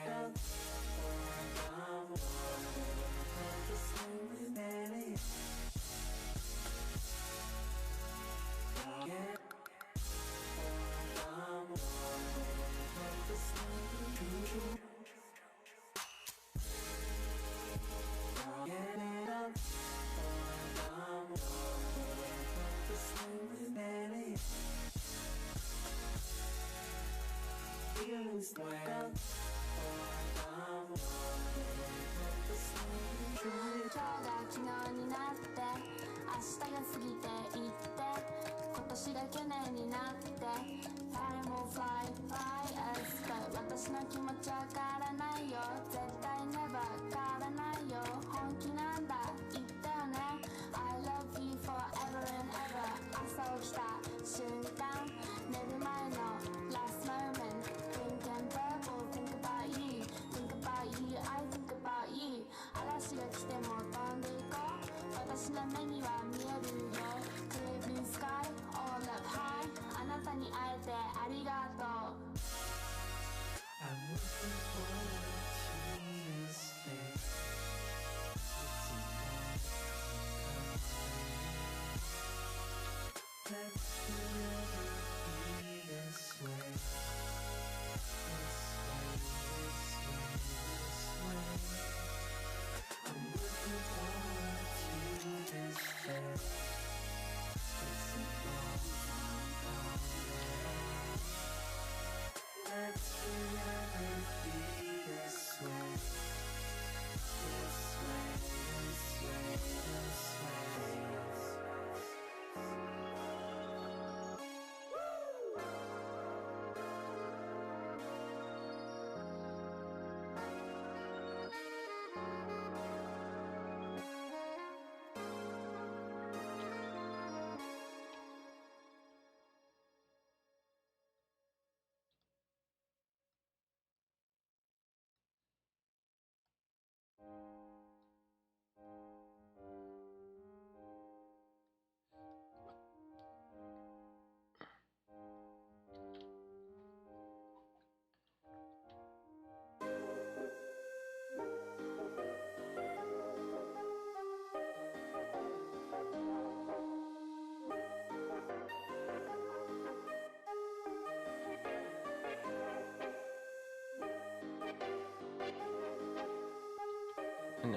last thing I'll be doing.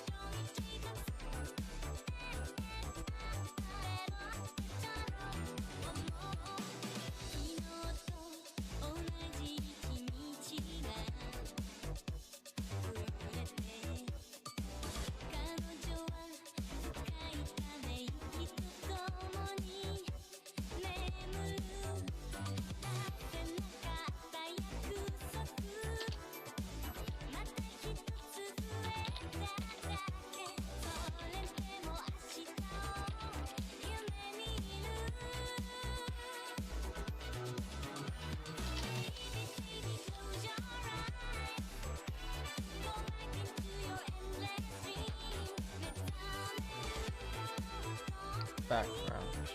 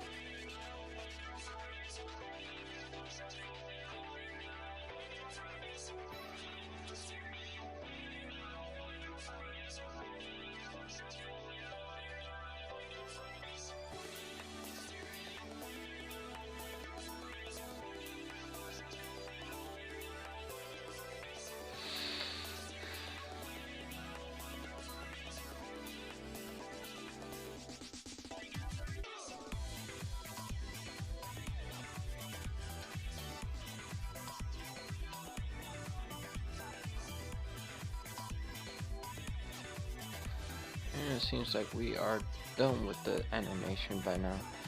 5 hours into today's video. Wow, this one was a very long one. I thought it was only gonna take about 6 hours to do, but it took way longer than that. It took me about 8 hours of animation time just to get all of this done with all the details, all the animation, squirrel, background, foreground, everything. And hopefully you guys stayed all the way to the end to enjoy this. If not, you know, just take a look at the final result. The link should be in the description below if it has not been posted before this video, which more than likely this will be before, and then afterwards it will be the other one. So anyways, bye.